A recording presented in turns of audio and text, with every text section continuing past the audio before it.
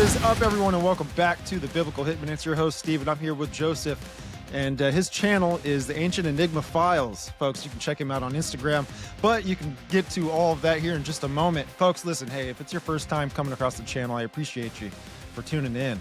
If you want to support the show, it's free. Head on over to YouTube, smash that subscribe button, like the show, and share it with your friends, and drop comments, please. That's the only place that I could really interact personally with the audience. And guess what? Hey, we're not just on the video side of things. We are on the audio as well. Head on over to Spotify, Spreaker, or Apple Podcasts. But anywhere you can consume all your podcast content, that is where the channel is. And, while you're there, make sure you hit that follow button, make sure you hit that notification bell, and make sure you drop a 5-star review if you like the show. But with all that said, Joseph, man, it's been a long time coming and long time awaited to get you on the show, man. Welcome. Thank you, man. Thank you, man. I just spent the last 20 minutes deleting contacts because I'm on the Biblical Hitman show now, man. I don't have time for these low-hanging fruits anymore. I feel like I leveled up here, man. Thanks, bro. Thanks for having me on, bro. Hey, man, it's a pleasure. It was awesome to come on your platform, and you're a great host. You've got an awesome show. For the audience that's not familiar with your work, please, where can they, support you? Where can they find all your stuff?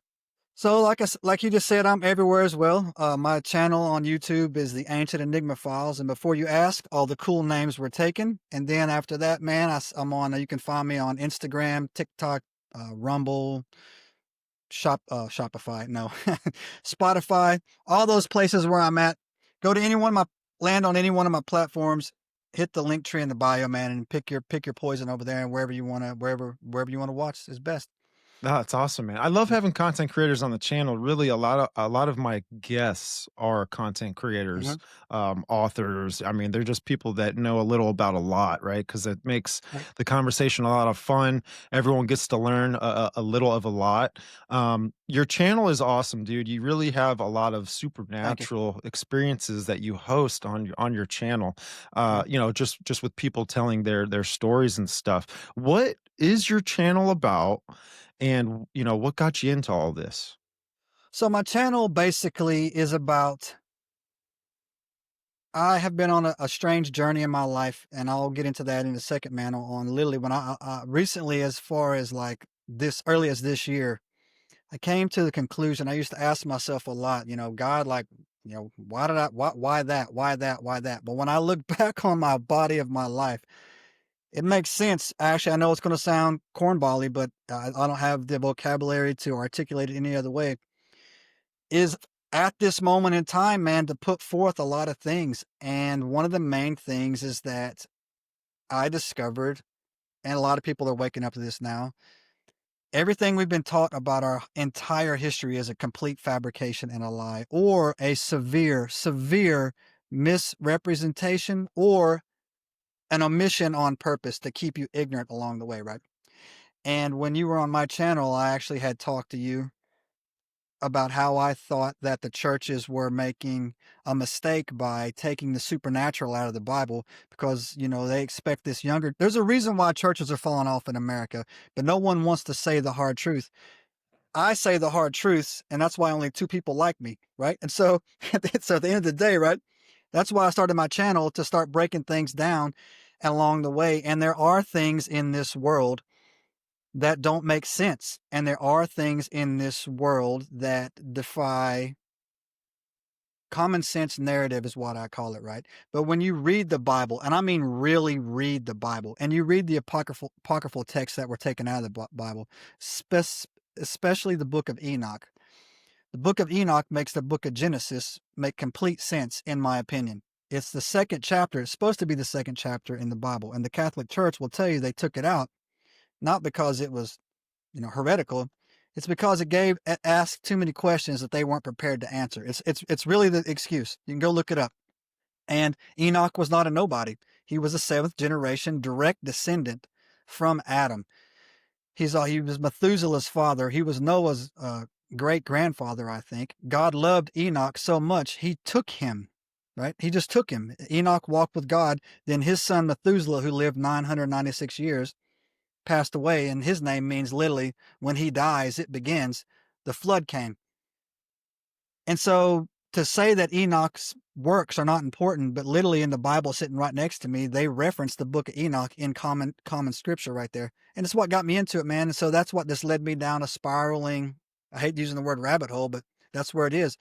And a lot of it can be backed up. And that's what I do, man. And that's why I have a lot of aggressive conversations with Christians along the way. But prove me wrong. Tell me I'm wrong, man. And that's it. And that's how I got into it, bro. But yeah, that's what it is, bro. That's what I got into it. And then my own personal life experiences led me down this path as well. So we talk about all that stuff over there, man. Cryptids, paranormal stuff, biblical history, the true meaning of some biblical scriptures that come to play in there. And we break down the some of the hard to process stories of the Bible that people, and it makes sense when you add the supernatural aspect to it. It makes sense. Yeah, yeah, and it's something I know that the church, it seems to be going through this whole, stripping the supernatural out Mm, of it, or at least just not talking about it long enough, so that it kind of just ends up fading away over time right. through generations of these churches and stuff.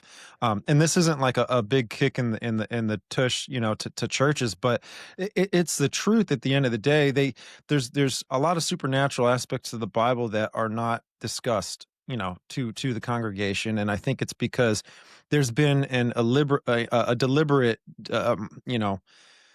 there's like a deliberate detachment from it, which what I mean by that is they don't know how to connect the metaphysical to the Correct. sub physical and then to the physical, which we are at an intersection with an unseen world Hmm. amongst our world. That's Correct. just the truth at the end of the day. I mean, the Bible talks a lot about, the fact that you can entertain angels unaware, that Hmm.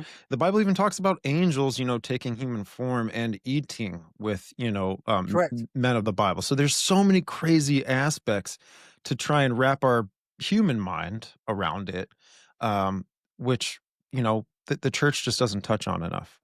Yeah, and again, like I said, one of my favorite verses in the Bible is iron sharpens iron, and Christians need to be having these difficult conversations, especially with the elder generation who don't seem to want to have that conversation. The Bible opens up literally, in the beginning there was God, or there was the Word, and the Word was with God, and the Word was God, and Jesus spoke. Jesus is the Word, and He spoke this existence into creation, right? The Bible starts on this outlandish miracle that someone could speak something in as massive as our universe and as complex as us into existence. They skip right over. They won't even touch the book of Revelations right now. They won't even touch it for some unknown reason. I don't know why, right? They won't even touch it, right? So what you basically get is you get you get you get Jesus, the unifier, the forgiver, the sheep. They don't talk about Jesus the lion at the very end, how he comes back. They'll tell you how he left and what he talked about, but no one wants to have that hard conversation like, hey, you know, you got him that's the first round. The second round's gonna, PG-13. You know what I'm saying? At a Yeah, yeah, minimum. yeah, yeah. Yeah. No doubt. No So, right? doubt. So yeah, and that's what my channel does, man. But also I'll bring people on, man, and like I said, and we talk about some, their life experiences. But yeah, so Yeah. Okay. So you've had some supernatural experiences. I've had some myself. mhm. I understand that experiences are something that are a part of, you know the nature of just being a human. It doesn't have to be someone who's a Christian that goes through these experiences, but there's definitely a conscious aspect to this supernatural, right? Which we kind of, as a Yes, Christian, have more knowledge. We just have more insight on the situation, I think, than the secular person, right? Because we're dealing against principalities, powers, and correct. the spiritual wickedness that is intersected, with this physical realm. So take us down, the road of some of the experiences that kind of you've Yeah, had. yeah, that shape. So I'm gonna tell you. I'll give you the catalyst. I'll give you like three things that happened to me over my lifespan. But I need to put a little an asterisk down here. I'll get to that in a second. So I grew up in the Appalachian Mountain Range. And if you've never been in the Appalachian Mountain, I grew up in this, I was born in this city called Johnson City, Tennessee. It's right at the very tip of Tennessee on the border of Virginia and North Carolina, right? smack dab, in the Smoky Mountains right there. The Appalachian Mountain Range is the oldest mountain range on the planet, period. It came out this year. They said it's never, when Pangea was ripping apart and all that stuff, the Appalachian Mountain Range was there. There's caves that run from all the way from eastern Canada, all the way down to Georgia, all the way down to Louisiana, right? So a lot of weird stuff goes on. There's a lot, I grew up on, Cherokee land, Cherokee area, but also the Choctaw right along that slip down at the bottom, right? So I grew up in the woods, man, a lot of weird stuff at an early age. And I saw some things as a kid, that would like terrify me. And you should, it's a whole nother episode. If you ever want to do a spooky show, I'll tell you there's rules about what to do and what not to do, but I'll keep this on in the Appalachian Mountain Range. But I was an anomaly, man. I hated living there. I hated it. I could not stand it. It stays cold. It stays wet. Grew up poor. My feet were always cold. I hated it, right? So the first chance I got, I left. And I left when I was 17 years old. I joined the Navy when I was 17 years old. I had a waiver when I left, right? So I'm going to tell you an event that happened, but when I was in the Navy, I was a spook. I had a TSSCI clearance. And when you sign that clearance, you sign a lifelong NDA about you can't ever talk about what you did while you were in the military. But I can tell this story and work my way around not violating anything on that, right? So I'm going to tell you where I was at, but I'm not going to tell you what I was doing, but I'm going to tell you what happened to me if that makes sense, right? And so when I was 17 years old, I went to boot camp. I graduated boot camp. And I was still 17. I didn't turn 18 until I was in my A school. My A school was in Pensacola, Florida. And then after there, I got orders to this base called Kamisea, Japan. And, 18 years old, barely been on anywhere. Took the longest flight of my life. And I ended up landing in, this place called Yokota Air Base. And when I landed, we were all in our uniforms. There were guys out there standing around, and they're holding these little signs up, right? And they're with people's names on it, right? Every time you go to a new base, right, you get assigned a sponsor. And so I didn't see anybody with my name on it, man. So I'm just standing there. Everybody clears out, and I'm standing there. I'm still waiting, right? And then all of a sudden, these two guys came up, man, and literally like they were wearing street clothes, right? And they're like, "Hey, are you so and so?" And I'm like, "Yeah." They're like, "Hey, look. Go in the bathroom, take those clothes off, man, put on some street clothes and come back. You're not in that Navy anymore." That's literally what they told me, right? You're not in that Navy anymore, right? And I'm a kid, right? And I'm like, all right. These were good guys though, man. Don't get me wrong. This wasn't an aggressive conversation. I went in there, I changed, came back out. They had this old Scooby-Doo looking van, right? We jumped in and it was like an hour and 15-minute drive to where we were going.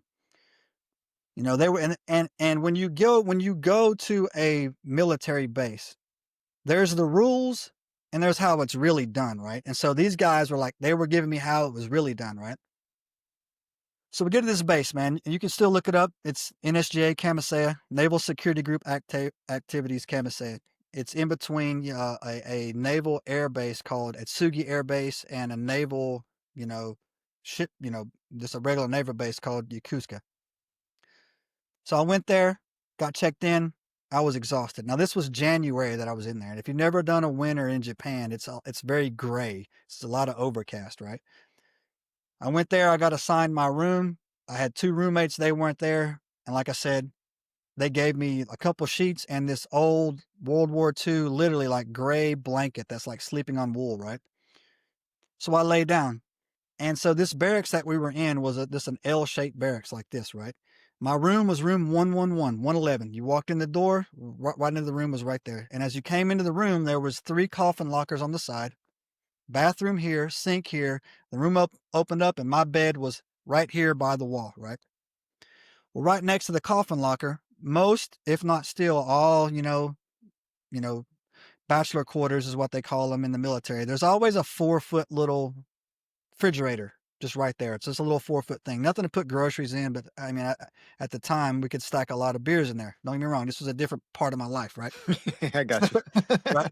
So I've never been this tired in my life, man. I didn't even unpack, man. I just had this big green sea bag. I laid it down. I threw my sheets on the bed. I went over there and I laid down. I literally was facing the wall. And they said, hey, look, man, we'll pick you up on Monday. Be ready to go in your uniform 8 o'clock on Monday. So this was literally a Saturday morning they dropped me off, right? And so I'm laying there by the bed, and something strange happened to me, man. For some unknown reason, I rolled over my shoulder and I looked over by that refrigerator. And standing next to that refrigerator was a 5-foot tall shadow figure. It was just standing there, right? Oh, Yeah, it was just standing right next. And I know the height of it because the refrigerator was 4 foot tall. So I just rolled over. I don't know why, man. I just rolled back over and I went to sleep. But looking back on it, it kind of, I think, rolled me back over, right? Like somehow I just rolled over and I was asleep and I didn't even wake up, right? And literally, man, like 6 or 7 hours later, my roommates kicked the door in. They're like, hey, let's go, Boot. Welcome to Japan. You ain't sleeping on a Saturday night. Get up, get dressed. We're going to show you what's up, right? So welcome aboard. And it was off, right? Didn't think anything about it. And when you get to a military base, when you're a junior guy, you don't just go right into work, man. Usually they have you doing some, cutting the grass or doing something, waiting for your clearance paperwork to show up. So I didn't start my, anything. I didn't really know anything. I had my training, but I didn't know how to do it. You know what I mean? mm-hmm. So it took me about 3 months before I got put on a section, and then I was, on my section, and I was assigned to section 2. There was about 12 or 13 guys on there. They were really cool guys, man, really good guys. And are you familiar with what a skiff is by chance? No. Yeah, a skiff is basically a secure communication facility is all it is, right? But our skiff was buried inside of this mountain, right? Or not a mountain. It was actually like a big old hill, but it wasn't like it wasn't a mountain, right? And it was huge. It was about the size of a food court, right? It was pretty big, but we had walls that were broken up, right? And I was the youngest guy at my command. And so I was also the youngest guy with the rank, man. So if any toilets needed to be cleaned or anything like that, I had to do it, right? So that's just how it was until somebody else junior showed up. That was it, man. And I was it. That's the rookie dues right there. That's it, man. Like I said, buffing the floors, man, mopping the floors, going to get food, stuff like that, man. If anything terrible had to be done, man, it was me, right? So one time, man, I was in the back, way back, way in the back, right? And I was doing something, and it was about 2 o'clock or 3 o'clock in the morning. And I came walking back up into the main communication center that we walked into, right? And there was this other guy in there, and I don't want to say his name, but everybody was in there. Like all 15 of us were in there, right? But they're giving this guy like a crazy hard time, right? Like this, a lot of people think that we, in the military, we do high speed stuff all the time. We really don't, man. There's a lot of downtimes talking about girls, playing cards. Heck, we even have wrestling matches sometimes, right? We would just, just do that. But these guys, they're all good guys, man, but they're really laying into him, right? And I came in and they were all laughing, and I was like, hey, what's going on, man? He's like, they were like, go ahead, bro, go ahead. Tell him about your best friend. And he's like, yo, man, y'all leave me alone, man. Tell him about your shadow friend that keeps following you around, right? So look at what they said, right? And so he was like, you know what, man, I'm not dealing with you guys, man, blah, blah, blah. And he just went back to the maintenance section, right? And I was like, yo, man, what's going on, man? He's like, nah, I don't want to drop his name. He's a really good guy, though. He's like, yeah, he's got a shadow buddy that everywhere he goes, he follows him around and messes with him, right? And these guys were laughing, man, so hard. And I was like, I didn't want to say anything, right? So I was like, all right, man. So I was like, oh, man, that's weird. Ha, ha, ha, right? So like 10 minutes later, man, I kind of just eased my way in the back. And I was like, hey, bro, man, what are you talking about? And he's like, nah, man, they're messing with you. They're messing with me, blah, blah, blah. I said, yo, bro, like, I saw a shadow, man. That's what I told him. I saw a shadow, man. And he goes, man, just stop, bro, stop. I'm like, no, man, for real. I saw a shadow, man. And the reason why this is important is because my room was 111. His was 107. All the odd numbers were on one side of the hall, and the even numbers are there. So 112 is right across. So 111, 109, 17, right? So I had told that conversation. I was like, hey, man, like, I seen that too, right? And so we just talked a little bit. I didn't think anything of it, bro. And I went back to, life goes on, man. About 2 weeks later, like I said, this was about June or July because I got there in January, and they have typhoons over there, not hurricanes, right? So the typhoon season rolled up, and there was this big typhoon season, was hitting, the area. Normally we would go out and play football or do something, right? Or whatever. Well, I was in my room, but this time it was just one of the other roommates had left. It was me and the other roommate. So we opened up the floor plan, man, but my bed was still in that general area, but the refrigerator was by the outlet, man, right? The whole time it never moved, right? All of a sudden, bro, I got like super tired, man, for like, just an unexplained reason. I got super tired. So I laid down, and this is where things started really escalating, you know, for me, is that again, this is the first time I ever experienced sleep paralysis, right? I woke up. The first time I saw this thing, I could move, right? But this time when I woke up, I couldn't move. But it was about 4 steps away from the refrigerator. So it was still a good, 6 feet away from me, but it was farther away from it, right? And as someone who's ever experienced sleep paralysis, man, the first time that happens, man, it is a freaking terrifying encounter, right? Oh, it's And so, terrifying. yeah. And so I'd never experienced that before. And so literally, man, I couldn't move. I couldn't do whatever, but something strange happened this time as well, is that I could hear it.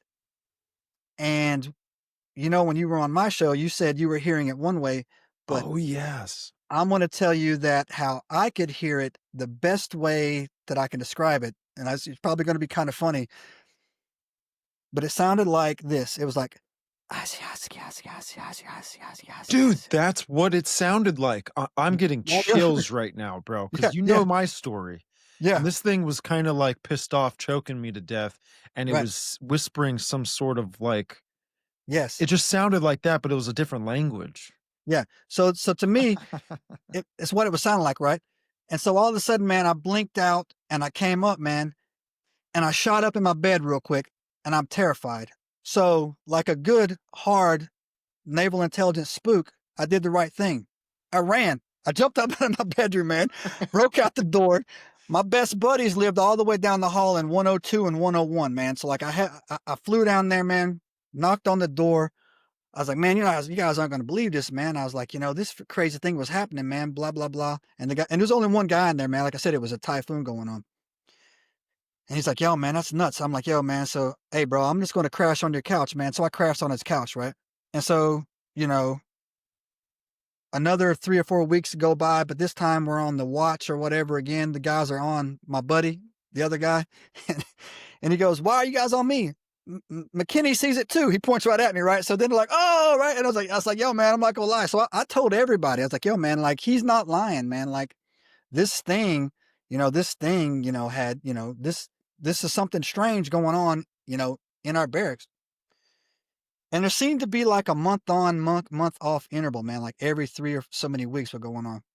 But right the first time that I heard it, I was actually dating a girl over there for a long time.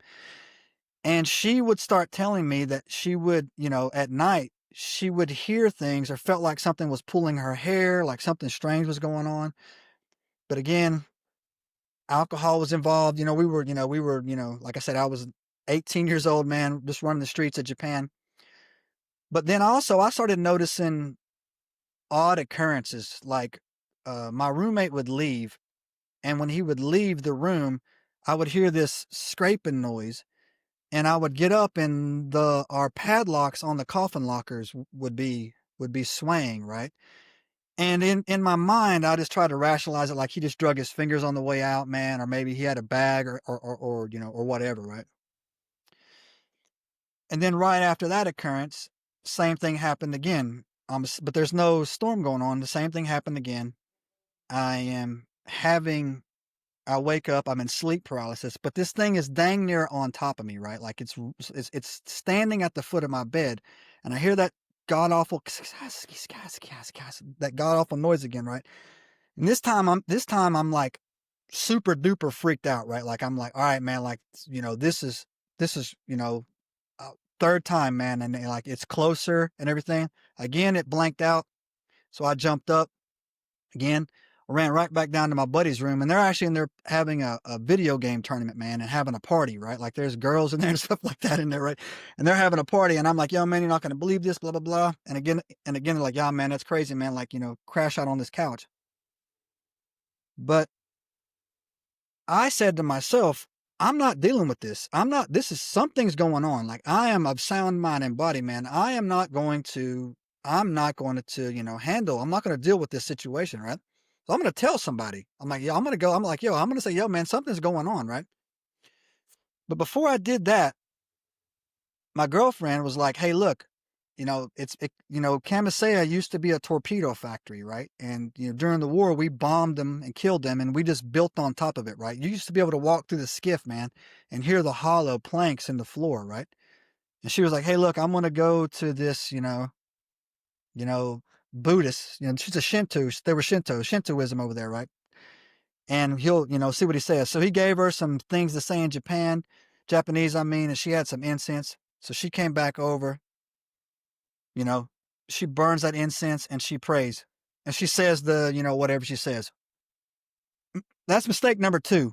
Whatever that happened, whatever was in those prayers, man. Yeah, I hate to say it on your channel. This thing got peed off, bro. Like it infuriated whatever was going on, man, that she said and did.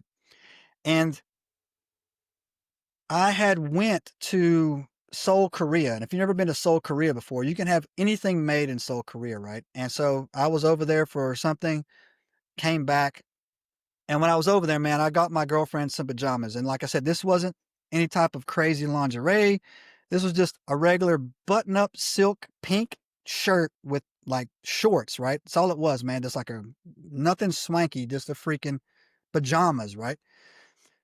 And she kept them there. When she stayed over there, she wore the pajamas or whatever. And so one night, man, like literally like 4 days after she had, did that thing that she read there, I woke up and this thing was squatting down next to my bed, right? Like, it was like its face was like literally right here. And I could look, I could look into it, and it looked like a black static TV.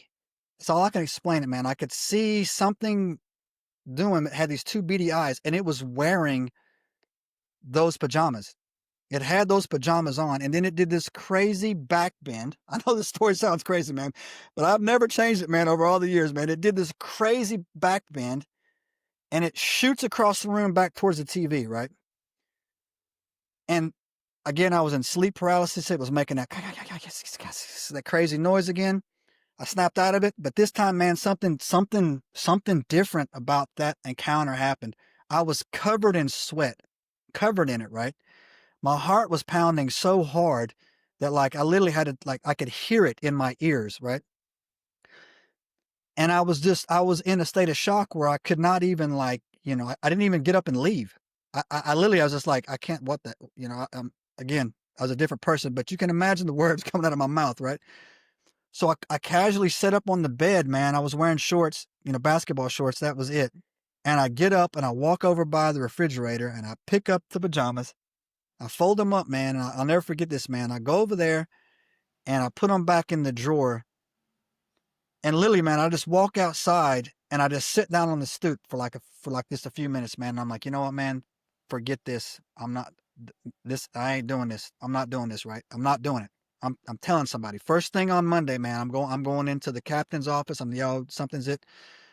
But but one of the guys that was kind of like a senior guy there, when I told my boys I was going to do this, man, he pulled me to the side. He's like, hey, look, man, are you out of your mind? And I'm like, what are you talking about? He's like, bro, they're going to think you're crazy. I said, and they're going to take your clearance away. And a spook without a clearance, man, you're going to be out here cutting the grass for a year until they psych roll you out of here. And you're going to be back in a trailer park in Upper East Tennessee. You better keep your mouth shut, man, and just learn how to freaking, deal with this thing, right? So yeah, Stefan, so I was in a hard place, man. He wasn't wrong, right? Because we were dealing with some things, man. We're like, all right, it's a crazy story. It is a crazy story, right? Right? It's a crazy story, Yeah. right? Yeah. And to go in there and tell him, yo, I'm getting attacked by a shadow man in my barracks, and he was wearing my girlfriend's pajamas, right? Yeah. When I say it now, right, I roll back on it. But this happened. So I said, all right, man, I didn't know what to do, man. I didn't know what to do. And there was a breaking point in this situation. two other things happened to me before every other time I saw it before. I was alone and it was in the dark and it was nighttime and I was by myself. So I went out of a wave, a way to avoid being alone as much as possible, right? But one time I was in there in my room and we were in between mid watches, right? Like a night shift and a break and a night shift, right? And I was sleeping during the day and my roommate was in there and I couldn't breathe. And I woke up and this thing was straddling me and it had its hands inside my chest, right? And I couldn't breathe. I couldn't move. And when I rolled over, or it rolled me over, and then it rolled me back over, right? And again, sleep paralysis, and I snap out of it. But I didn't say anything, right? My roommate was there. I didn't say anything, right? It's like, you know what, man, nah, just, you know what? Hey, look, just, whatever. And then literally 2 weeks after that, I'm in my room again, this time unavoidable by myself. I'm starting to develop a self-loathing type attitude too, man. Like I'm feeling really like, you know what, man, you're such a, you know what. And I went to sleep. And when I woke up this time, I was in sleep paralysis again, but there was like 20 of these things in my room. They were all different shapes or sizes. There was one right next to me. One was like a gargoyle looking thing sitting on the edge of my bed. One was so tall it was touching the ceiling. The other ones were there. That noise was that chatter was like freaking, 7 times louder than it's ever been. And they're just all there. And I'm in a paralysis, man. And again, I'm there for, I don't know, like a good solid 7 seconds right before it breaks. And I wake up this time. And again, the same time as last time, man, I'm just like pouring in sweat, right? And now I don't even know what to do, right? I don't know what to do. I can't tell anybody. My friends by now, man, they're good guys, man, but they're tired of hearing it, right? They're me and one other dude, and he's not getting it as bad anymore. Like all their attention somehow is like focusing on me. He's not getting it. And so, man, I'm at a breaking point in this, right? And I just didn't know what to do, man. And at the time, man, like, they had given me a Bible that was the size of my cell phone, right? It was just a little Bible, right? Little pocket Bible or Little something. pocket, yeah. They would give me a Bible, right? And that thing was so brand new, man. Like literally, the pages looked like it just were pressed, right? I had never even opened it, never even read it, never even looked at it, right? But that little pocket Bible, man, was tucked away inside, like, just we had like these little desks you could pull down, right? And write stuff. It was just tucked in the back there, right? So I pulled that thing out, man, and I was just like, all right, man, I don't know what. So I just pulled it out, man. But again, I didn't even crack it, right? Like a month later, I've been at this command for 2 years now. I've been here 2 years. This is going on for like a year and a half, right? I've been there 2 years, right? My buddy all the way down the hall in 101, man, at the bottom, right? We're having a big party. And so yeah, we ran out of ice. And I'm like, hey, look, man, I got plenty of ice. I got a bag of ice in the refrigerator, man. I'm just gonna walk up there and get it, right? And I walked back up to my room to get this bag of ice out of there. And when I came out of my barracks door, I looked down to the right, and there was big long hallways both ways. Like I was in the middle, right? But again, there was a whole 20 other rooms down there, and that's where the Pepsi machine and the Coke machines were at, right? And it was standing there. And this was the first time I had saw it completely awake, not in a sleep paralysis. It was there, and it started to run towards me, right? And so again, like a well-trained hard Navy man, I bolted. I ran down. I started running. I started running the other way, man. Ran down to the room, dog. Dipped into the room, and when I dipped into the room, man, my girlfriend was right there, and she just looked at me. She's like, "Is everything all right?" And she's like, and I said, "This is one of my first true loves too, man. I hope she's doing well in life." And I just told her, I was like, "No, that thing's out there in the hallway." And bro, man, she just gave me this look. Like she just gave me this look, man. Like it wasn't like a look of pity, or it wasn't a look of like, something. But man, like she just gave me this look, man, and I was just like, and so at that moment, man, something switched inside of me, right? And I was like, yo, what, man, nah, this ain't this. I can't live like this, is what I said, right? she wasn't judging me. At the same time, she was supportive. She knew weird stuff was going on because she was, there, but she never experienced what I experienced, right? So for like 2 weeks, dog, I would go into work, or I was kind of, kicking it by myself. I had that Bible with me, and I started to like apply problem solving and reason to it, right? And I'm like, so I said to myself, okay, like this has been going on for, why me? First thing I said, like, why me? And then I realized, doesn't matter. It's you. Deal with it, right? Second thing is like, I'm not dead yet. There's no physical wounds on me, right? I'm not dead. Like I don't wake up with scratches. I don't wake up with, with headaches or anything like that. I'm Yeah, still alive. I'm it's still just alive. spiritual torment. Yeah, exactly, right? I'm still alive, right? And I thought to myself, right, like, I'm in good shape, man. And I am trained. If I could get my hands on this is the logic I had, right? If I can get my hands on this thing, I will stomp a mud hole in this thing right there in the room, right? I will tune it up like nobody's business. But I said to myself, but every time that like it gets close to me, I'm like locked up, right? Like I'm locked up and I can't move, right?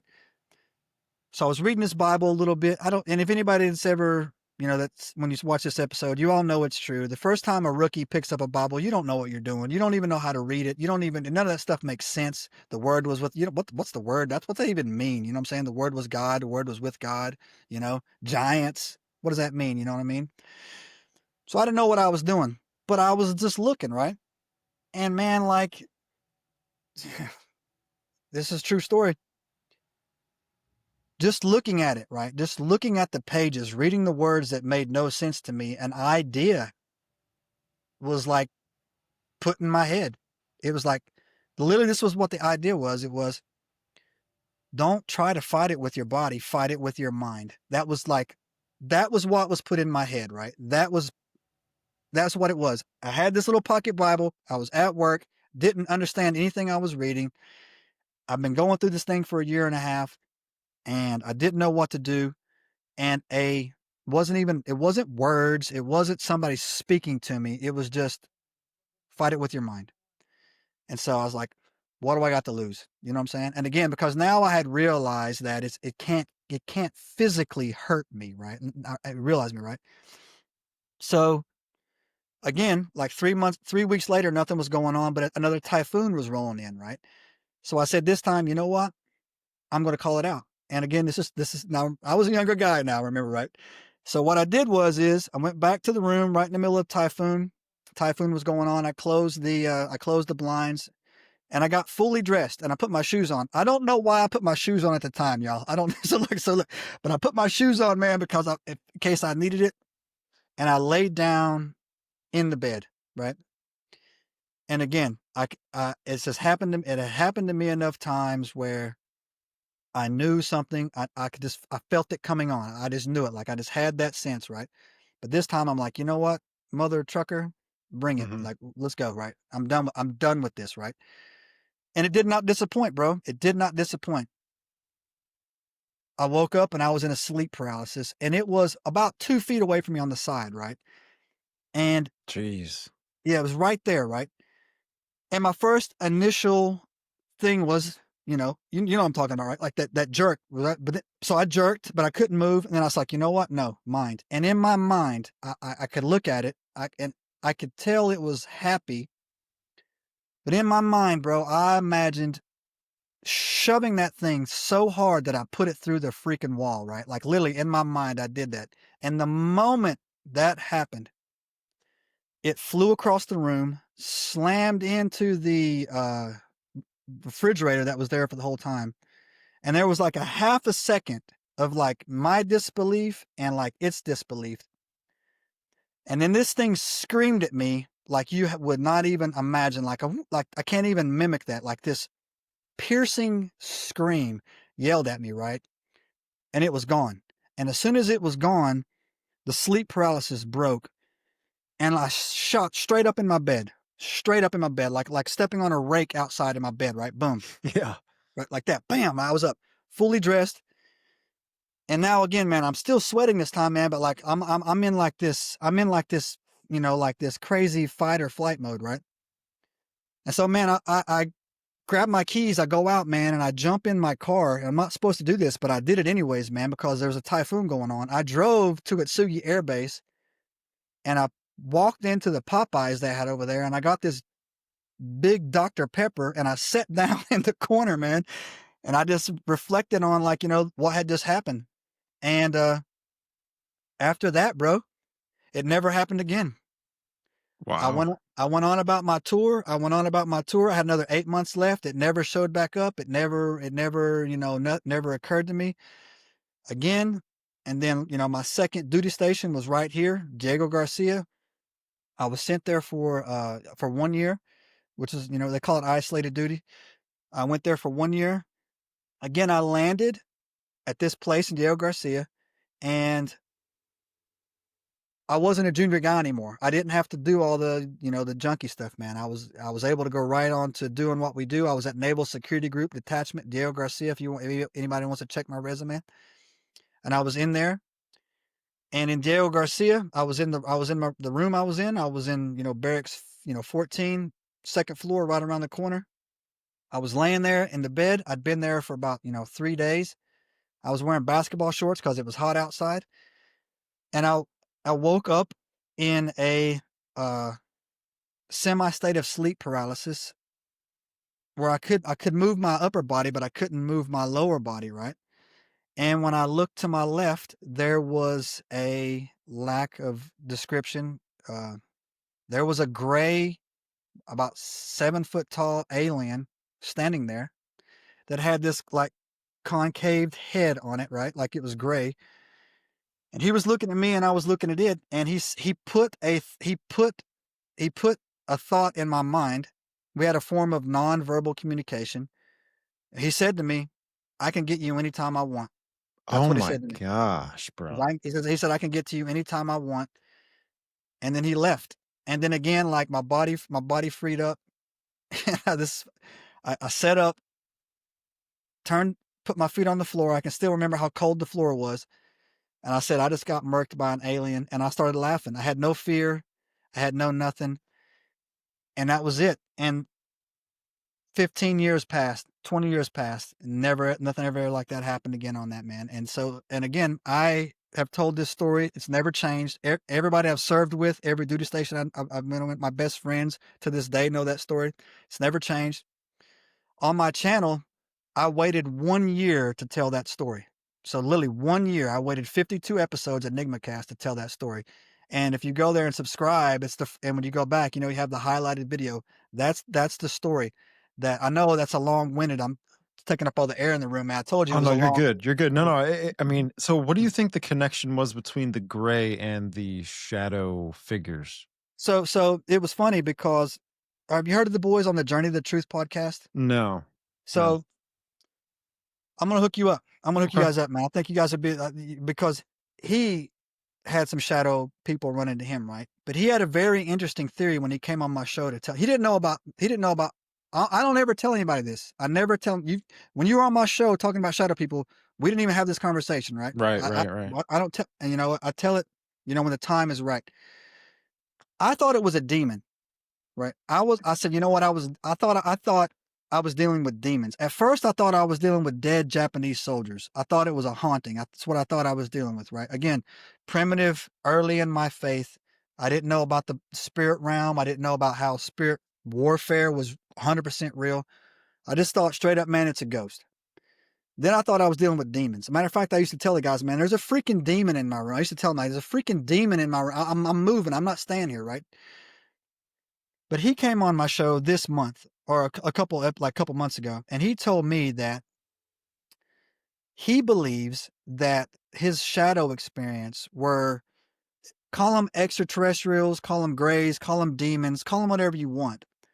That's actually them doing some type of astral projection of their body, their spirit body, right? And they're farming our fear, like they call it loosh or something like that, right? They're farming our fears, right? And it made sense to me about that because the moment fear stopped ruling me, and even and anger is a stronger emotion than fear, right? Again, so once my hate No, I hate to sound like a Sith Lord, but once I gave in, once Anakin gave into the dark side, right? It stopped. It went away, right? It completely went away, and it looked back on it, and so when I have a baseline rule for my channel, man, like that, we have to agree that something's going on, right? Like you can call it an alien, we can call it a demon, you can call it the Anunnaki, you can call it the Watchers, you can Sumerian tablets, Book of Enoch, whatever, man. But at the hard deck, something was going on, right? So I don't know if it was extraterrestrials. I don't know if it was a demon. All I know is that it was something not me. And again, when you came on my show, you added another option on there, a disembodied Nephilim feeding off my fears, right? That's another thing. And again, that lines up because there is no place for them in heaven. It says that right away, right? Could be that, right? And so, but I do know that after that experience, it never showed up again. I have no fear of them whatsoever, right? And I only ever experienced sleep paralysis, one more time. And that was about 3 years ago when I was doing a Daniel fast. And I can tell you about that later on the show as well. But that was it, man. But that's one of the reasons why I started this channel, man, to go into it, because, we live in a world that this world ain't what you think it is, where we get up, you live to, 70, go to Myrtle Beach once every other year and, pay your taxes, man. Yeah, yeah, we're in something, man, that's unique as the only word that comes into our mind, and terrifying if you don't know how to live it properly, right? So yeah. Yeah, no, I think there's a lot that consists of the metaphysical world, man. They don't teach this kind of yeah, idea of science in schools, but the occultists know about it. The yeah, occultists are doing rituals to try and make connections with these things, especially when you hear about Alice Bailey and she's kind of like the person who is known for creating the new age and stuff in our yeah, world today. But she talks about the ascending masters and how the ascending masters, which kind of is this idea of these beings that are in this astral realm, which I kind of do agree that where they kind of do detach you a little bit from your body to put you in this astral state, or maybe it's themselves, astral projecting from the realm into the physical world.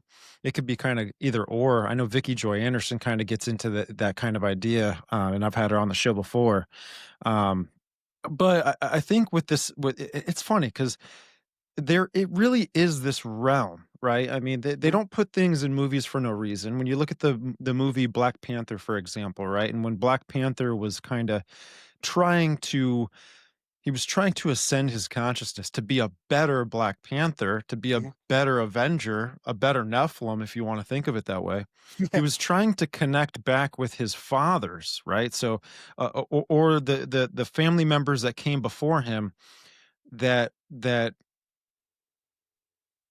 he was the offspring to, if that makes any sense. So when they buried him and they gave him this little drink and he astral projected into this realm, he's there, his father's there, his father's father's there, his father's father's father is there. And they're all kind of, this congregation of ascending masters.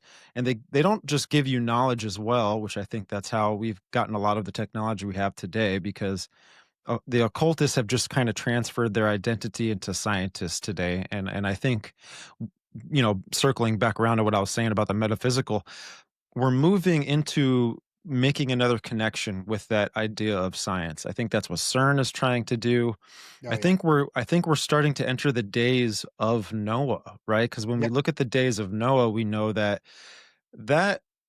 life that was antediluvian, that was pre-flood, they had these spurious sciences that I believe Cain, Lamech, and Enoch and the mhm, rest of that lineage were practicing.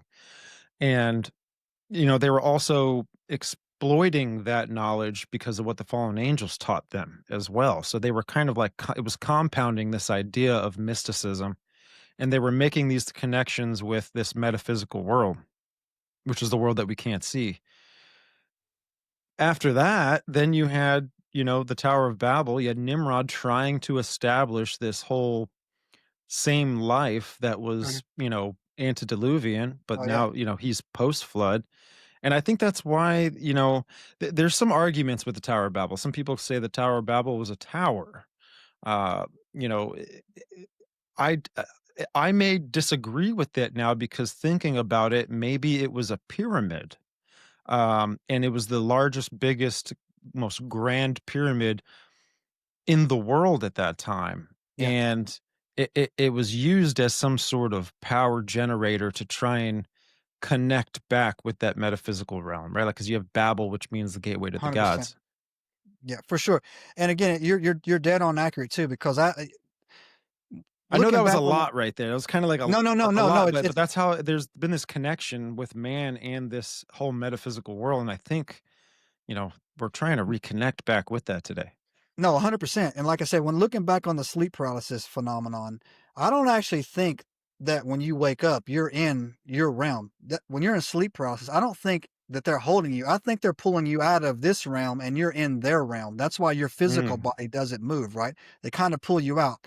Because I think that the spirit world and our world is like literally mirrored, like literally right, like this, razor thin to it. And when I have conversations, when I talk to, again, if you're watching this, you know, something's going on. You can't say that it's not happening. Don't tell me sleep paralysis to keep me from falling out of the bed. I don't want to hear that. Do not tell me that sleep paralysis to keep me from waking up and not falling out of the bed, right? That's not what it is at all. That is all. There's something going on. But that metaphysical connection that you have, right? Because again, I was a Freemason for a little while, right? And that's a whole nother story right there. But when I got out of it, and the reasons why I got out of it was all God's had God's hand all over it. But they actually believe that the sacred teachings, right? The uninitiated, right? The things that you were talking about. They're trying to get. There was a term they used to say, "Get back to good." They want to get back to good. They want to, to go back on there. You don't know what that is when you're a journeyman, right? But as you get progressing, you see what they're talking about. But that they 100% believe in, and they know it's true. That's the thing. They know it's true, and they know that it works, right? So that's why numerology and symbolism. That's why you see 33 everywhere with that, that they go on to it. People will tell you that, oh, 1/3 of the angels came down from Satan. People say, oh, Jesus was 33 when he died. Oh, it's a mockery of this. Whatever. That's an important number to them. That 17 seems to be another crazy important number to them, right? They want to put that out there, right?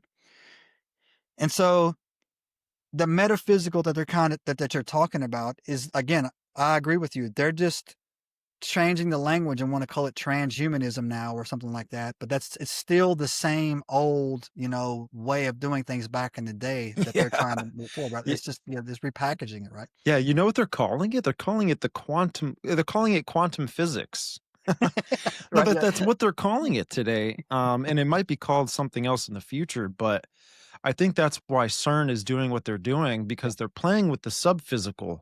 Uh-huh. And that's kind of like how it's broken down. There's the physical and then there's the subphysical. So the physical is like what you can see. It's Mhm. objective. I can see you, right? I can see you have hands, feet, and all this kind of stuff. I can see blades of grass. I can even see certain gases, right, that my Mhm. eyes can pick up. But the subphysical is where you now need some sort of tool or technology to see something, Right. a thermal imaging camera or something, or a microscope to see red blood cells, and Uh-huh. an electron microscope to see even subatomic particles, and then from there the metaphysical is what you cannot see, but it exists and you can actually 100%. play with it, and there's science behind it. That's why I think the occult is so connected with it, because it you need to have these different set of sciences to activate it, if that makes any sense. No, it totally does, because, I did it. I covered it. I mean, I've had I've beat up CERN several times on my show about, their logo, 666 wrapped around in there. They have Shiva, a statue of Shiva outside, Shiva the Destroyer. They did a mock sacrifice in front of it. So it's up to no good, man. And you're absolutely 100% right. And I tell people too, like when I talk to, you know, other non-believers and I try to talk to them about stuff, You can't be a Freemason if you're an atheist. They think atheists are the dumbest monkeys on the planet. They'll literally say that to you. You have to believe in a higher power to be a Freemason, right? And at the end, they'll tell you the higher power was Satan and that, he was Prometheus and he gave us fire and God's mean and he kicked us out of the garden. Perversion of it, right? But they won't deal with atheists. And I tell people all the time, just because you don't believe in the occult, they do. And that's what I'm talking about. They 100% do. And they will do anything to their agenda. They will do anything to get where they want. You don't have to believe in a bullet for it to work. They do, you know what I'm saying? And they will use it. And so I try to, have conversations with people in a positive way, saying, hey, look, man, like, again, perfect example, Stefan. You could say at least, can we agree that the last 4 years the earth has changed? Something is going on, right? Would you agree with that a fair statement? Absolutely. And I Yeah. think I think it has something to do with a shift in consciousness, if that makes Yes. any sense. 100%. I was reading the book of Daniel talking about towards, And I know the that end. sounds super new agey. Like that's Yeah. not like I'm not new agey, but I'm just saying there really is. There's just been a shift globally to where the world is moving somewhere I don't want it to go. You Yeah. know, I think there's maybe some awakening to where people are starting to realize the world we are in, but then I also feel like it's moving in a direction that is like pointing to revelation. 100%. But again, that's not new agey, bro. There's biblical scriptures backing you up on that. In the book of Daniel, like he literally says, you'll read the Bible, it says close the book. That means keep on close the book. But in in the book of Daniel, he talks about at the end there'll be mass awakening, knowledge just exploding, people running to and fro, all this other stuff, Mhm. right? So if you want to call it, thinning of the veil, consciousness rising, whatever, the world is shifting. Things are changing. And again, on my channel, there's been an increase in dogman sightings, Bigfoot sightings, crazy, paranormal types of sightings on that. And the book of Genesis, if you go back and read the Bible in the book of Genesis, the reason why God flooded the earth when Noah is because the Nephilim were here. And the Nephilim, again, sinned against all creation. They were doing animal human hybrid testing. They were doing stuff. They were laying with human women. They were doing all this crazy stuff they weren't supposed to do, right? And so the remnants of that, there still seem to be some of it come around and all of it's coming too. And again, when I talk to people too. If you read the book of Revelations, right, you see a term in there that you see in the beginning of Genesis, the term mighty men, right? The term mighty men were on the earth, right? Those were Nephilim, right? And in the book of Revelations, it says that, you know, at the Battle of Armageddon, the crows will feast on the bodies of men and mighty men. So you know that the return of the Nephilim is somewhere along the way, right? And again, when I tell people as well, it's talking about, the reason why God will end up defending, New Jerusalem when it comes down is because they'll all be converted into Christians, and that's when the massive attack is going to start happening and start coming, right? So when you start seeing, like, I don't know if look at Bible statistics or your church statistics, but outside of the U.S., Christianity is exploding. It's exploding all over the place, right? It's only on a decline in Mystery Babylon or the harlot, whatever you want to call where we're sitting right now. It's only on a decline, but that's going to bounce. Like, that's going to hit a deck and it's going to come back up too. So yeah, the consciousness shift, thinning of the veil, or the awakening, whatever you want to call, that's a real phenomenon going on. And I think that people, spiritual warfare, you need to, brush up on that a little No, bit, I right? agree. And I Yeah. think it's because, we feel the calling to do what we do, to maybe talk Yeah. about and have conversations like we are. So people are listening to the ideas that we're putting on the table biblically. People Yeah. are leaving their their old roads that they've been driving on for so long, and they're coming to Christianity. Yeah. Christianity is giving it's Christianity has a different reputation now than it used Yeah. to. People are be like, "Oh man, I didn't know the Bible maybe, discussed things like this or talked Yeah. about supernatural things like this."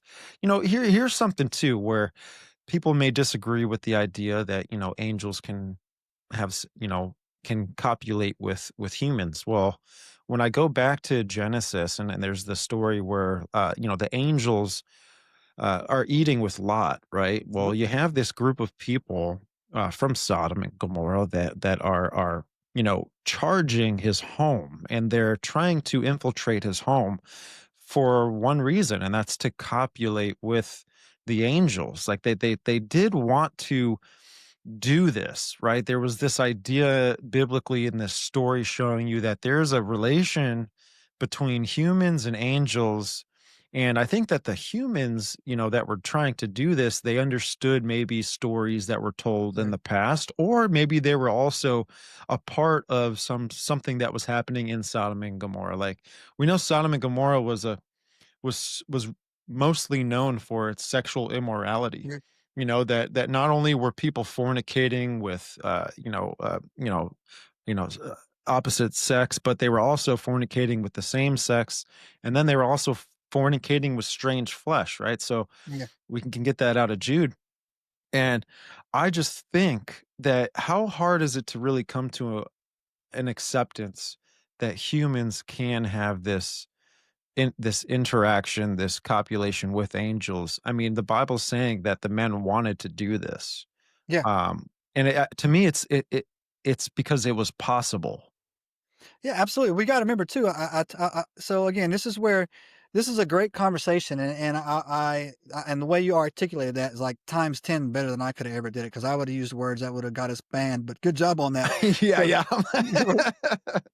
but you got to remember, man, that we're made in God's image. We're made. God made us in His image, right? We're made Him, and by His image, it doesn't mean that we look like Him. It's not that we don't have His. That we all have His face.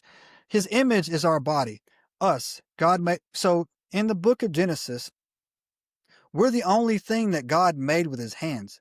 He came down and put His hands in the soil and made us. Everything else, Jesus spoke into existence. So God physically touched us and made us in His image, right? And so it's I don't understand why people would think that. So what it is that people have this vision of angels being these just pure light beings with eagle wings and swords, right? And that this whole thing that goes around on it. But if you really study the scripture, right? If you really study, even in Genesis, it says, those who were appointed above us found our women attractive and wanted to take them as wives, and left their heavenly post. They came down. And they came down on, I think, Mount Hermon is where they came down, right? And they took an oath. If you read the book of Enoch, 200 of them came down and they took an oath, because Samjaja was their leader and he knew they were going to get punished, but he didn't want to get punished alone, right? So he took an oath. Well, they actually have that rock. They have that rock in a museum in the basement in the London. No one's allowed to look at it. With 200 signatures burned into the rock, they have it. No one can climb to the top of Mount Hermon, because when you get right to the peak, there's a permanent UN military base there. You can look this up. It's the only one. And you know who it's manned by? Germans. That's it. The only people allowed to be stationed in that permanent military base on Mount Hermon are Germans for some reason, right?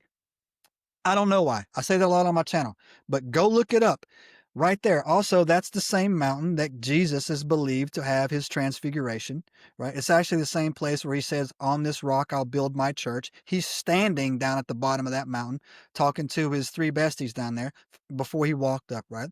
And again, they believe that was where Moses actually went up. Some people will say that. They'll say that's when we went up there. That's where he had his event, right? No one knows. But this mountain has, just because even the fact that Jesus walked on it gives it special properties, in my opinion, right? Like he chose to transfigure there. So I don't understand what people think that.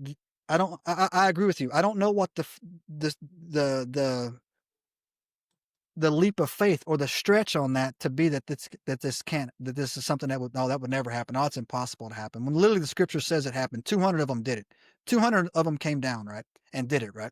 And so Yeah. Yeah, man. I think that's because they're trying to hide their identity. I think that, right? Because I mhm. don't think they want their identity to be exposed. Like, for example, you have right, Aleister Crowley, right? Like Aleister Oh yeah. Crowley is one of the most renowned occultists of our time. The history of mankind. There's been many of them, but he's been pretty, his reputation has been that he had a great connection with entities, not only entities, but he was also trying to do rituals to try and bring in the Antichrist, right? There's one Yep. of them was, well, one of his Padawans was Jack Parsons, Uh-huh. M. L. Ron Hubbard. They're in the desert. They're trying Yep. to actually, they're working on a big ritual that is not only a sacrificial ritual, but it's also a sex ritual to bring Mhm. that's called Babylon working. They're trying to Yep. bring in the harlot, right? Like they're trying to bring in this not only new religion, but I think Antichrist, which will bring this new religion. Uh-huh. And I don't think it's a new religion. I think it's the same religion, which is the religion of the world. It's just Uh-huh. now we have a Maitreya figure that's here Yeah. that goes, yeah, this is the truth. But us Christians, we go, that's not the truth. That's the delusion. That's the lie. And it's those who don't believe in the truth Uh-huh. that will believe in the lie. But, Aleister Crowley, he was also he was very influenced. He was influenced by entities. One of these entities was AWAS, right? Then there's a Yep. connection with AWAS and Lamb. And Uh-huh. Lamb, he actually wrote down, uh, um, you know, uh, this book that was channeled to him through AWAS that was called the Book of the Law. And what he also did is he drew an image of Lamb and what Lamb looked like to him. And it looks just like that kind of that Yeah. alien gray that you said had kind Yeah. of like a little peak at the Yep. middle of the hemisphere of your head. And it could be depicted as what the pop culture or what the movies show to you today as alien grays. We know that, we see that, we know where Uh, that comes from, right? Because we can Yeah. see that can that history of it. Yeah. So one thing too is when I was studying the Raelian cult, which is this cult that was started by a guy, Claude Vorion, and he had connections with these entities called the Elohim Uh-huh. that descended with a spacecraft to him, told him to bring a Bible, and they were going to reinterpret the Bible to him on their 6-day journey to outer space to their planet and all this stuff. I think these are just, this is the astral realm, or this is just the fallen angel realm. These are fallen angels, demonic, Nephilim, spirits, whatever. There's so much complexity to it. But one thing that they told Rael, and this happened in 1973, so this happened about 100 years later than Crowley's Uh-huh. experience. They told Claude Vorion, which the new name he had was Rael because they gave it to him. They told him not to draw them. And so that triggered a thought in my mind that now they really are trying to hide their identity. Uh-huh. They know that the information is out there, that we're having conversations like this, that we're actually exposing them for what they are and Yeah. what their nature is. And now with all the other people that are these contactees, I call them, uh, that channel these entities or have a connection with these entities, they will not allow their contacts to draw them anymore. It's actually a request from these from these beings now because they're trying to hide Yeah. their For sure. identity. Yeah. Yeah. No, I totally agree with that, man.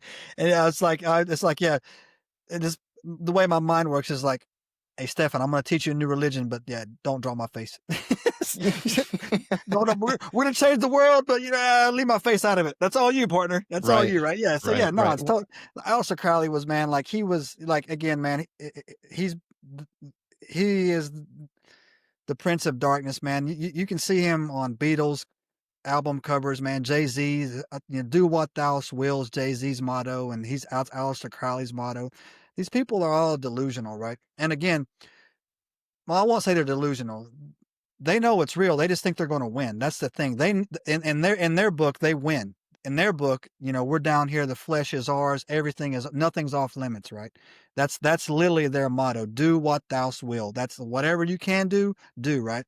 Which is totally a perversion on the restraint that Jesus teaches us on.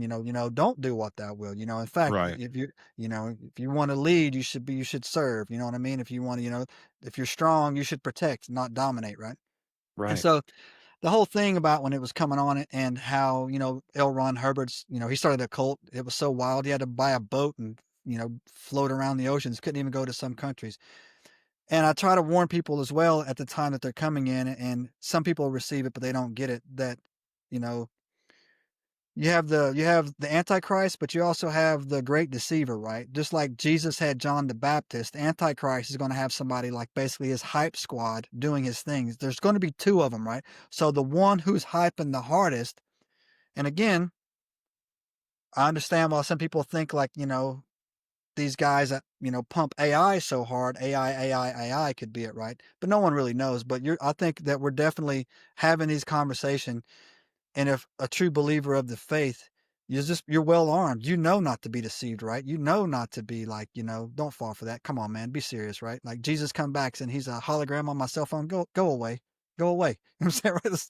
We don't Yeah. want to hear that, right? Yeah. So stop it, right? Yeah. So yeah, man, I think you're dialed into something on that. It's dead on accurate. And these conversations need to be had, in my opinion. So Yeah, and I think what we're going to start seeing is more Gnosticism that will yeah, be normalized, which Gnosticism is even in the church today. I'm not even going to lie. I think that yeah, Mystery Babylon is present in the church. I think that because the Bible talks about this other counterfeit Holy Spirit, by the way, mhm, they'll call it the familiar spirit. They'll call it the spirit of the world. It's a sensual spirit, which is so funny how the biblical authors will relate to the nature of this spirit and almost compare it to a female, right? yeah, Which we see the female connection with Mystery Babylon and the harlot, mhm, but you have that connection there with Gnosticism because Gnostics believed like Sophia is the divine feminine is the goddess, right? So right, you've in Gnosticism you have the pleroma, which is like heaven. Then underneath that you have the archons, which honestly is comparable with like the angelic realm.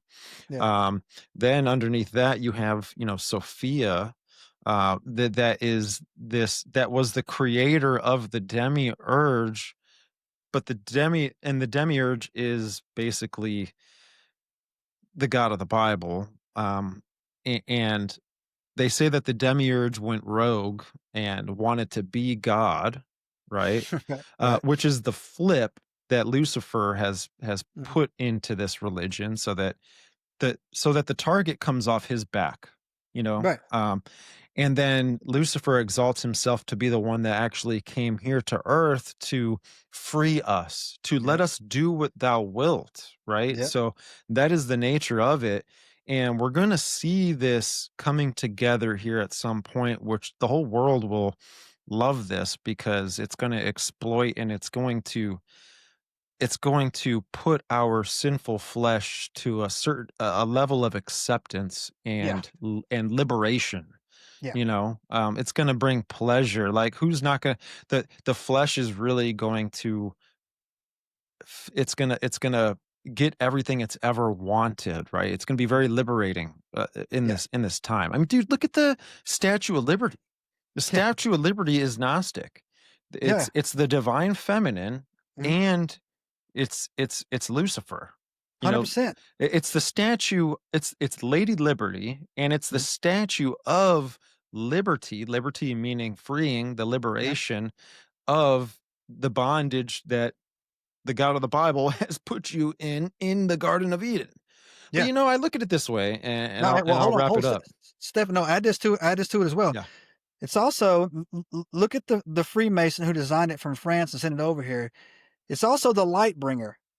Satan the light bringer. And also, if you look at the Statue of Liberty's feet, it's chained. They have to tell you the truth. There's a chain on the ankle of the Statue of Liberty, right?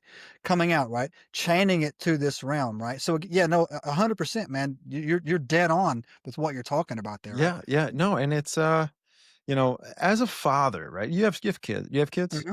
Okay, so Yep. as a dad, it's your fatherly instincts to keep them away from things that will Hmm. lead them astray or will lead them to harming themselves or all of this kind of stuff, right? Yeah. Like there's purpose with giving boundaries to your children.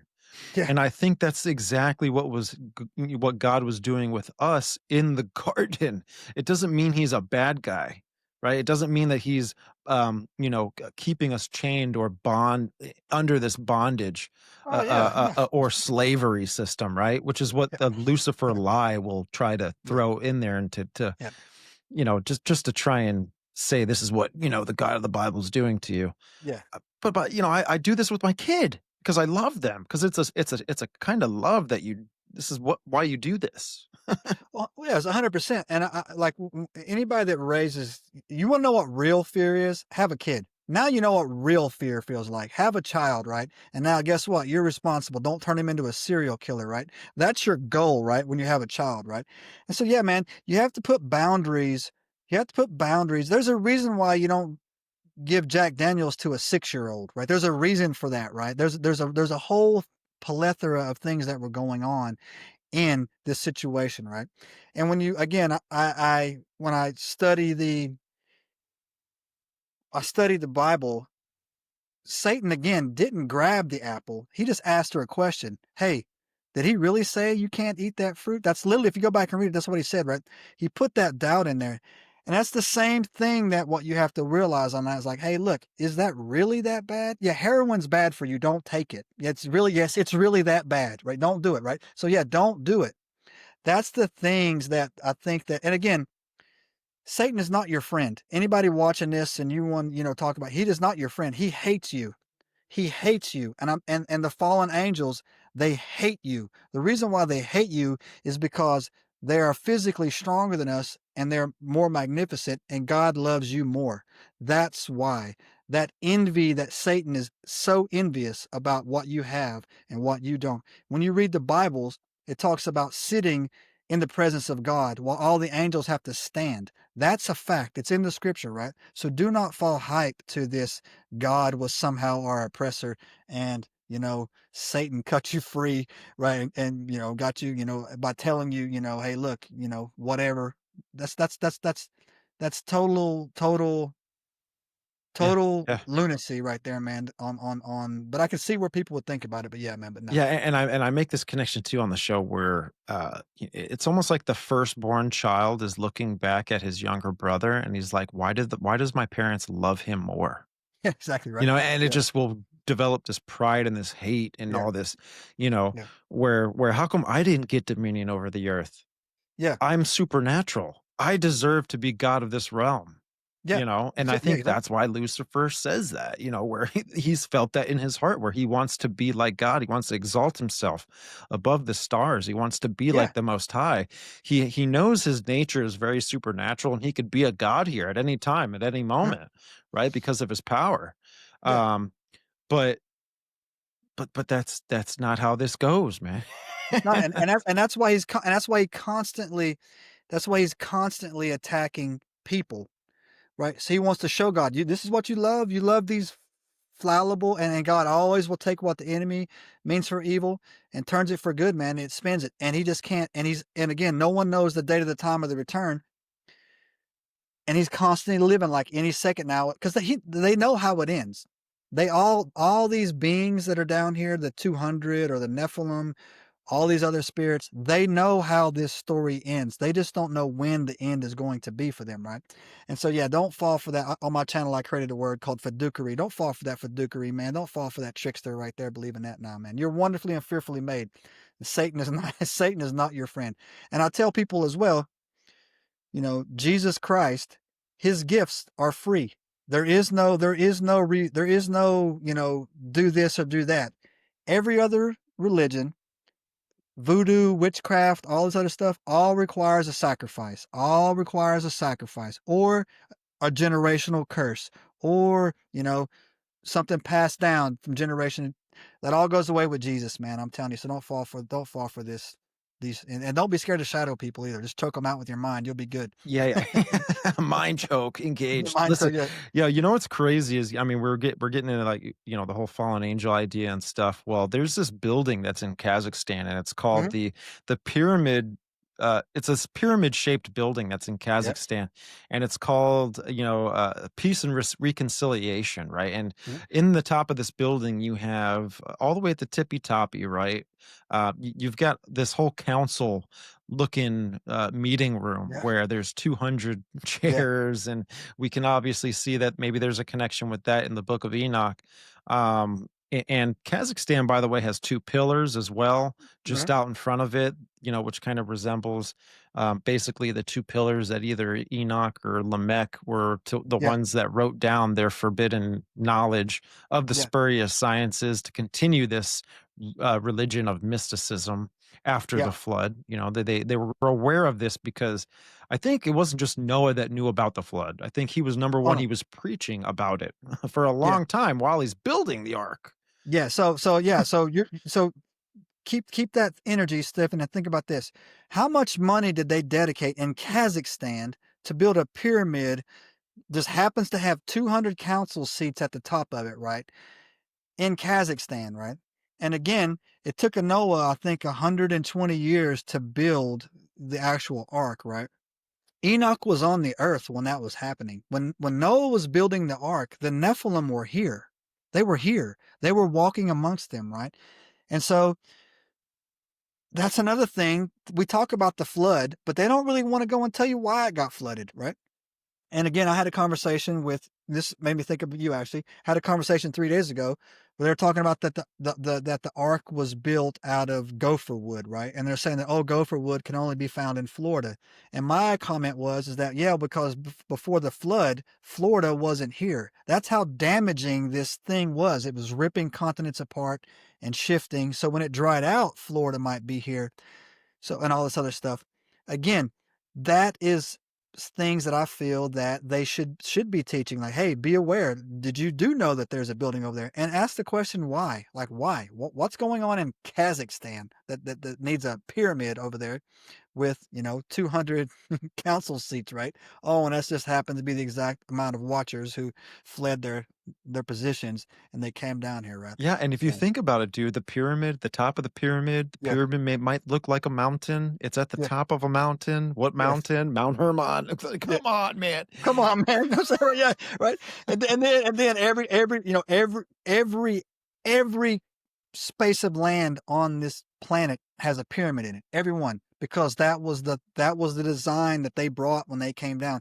They found pyramids in Georgia, Alabama, Mississippi, Alaska. I did one about the biggest one found ever. It's the Black Pyramid down there in Antarctica. How it was flash frozen. It slid like thousands and thousands of miles, like a half a day.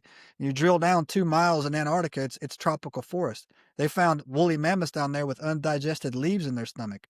So Antarctica during the flood got ripped. Einstein called it crustal earth displacement, where basically the earth slid it, right? Where like the landmass slid. That's how fast it got that far south, right? And what do we do down there? What do you have going on in Antarctica?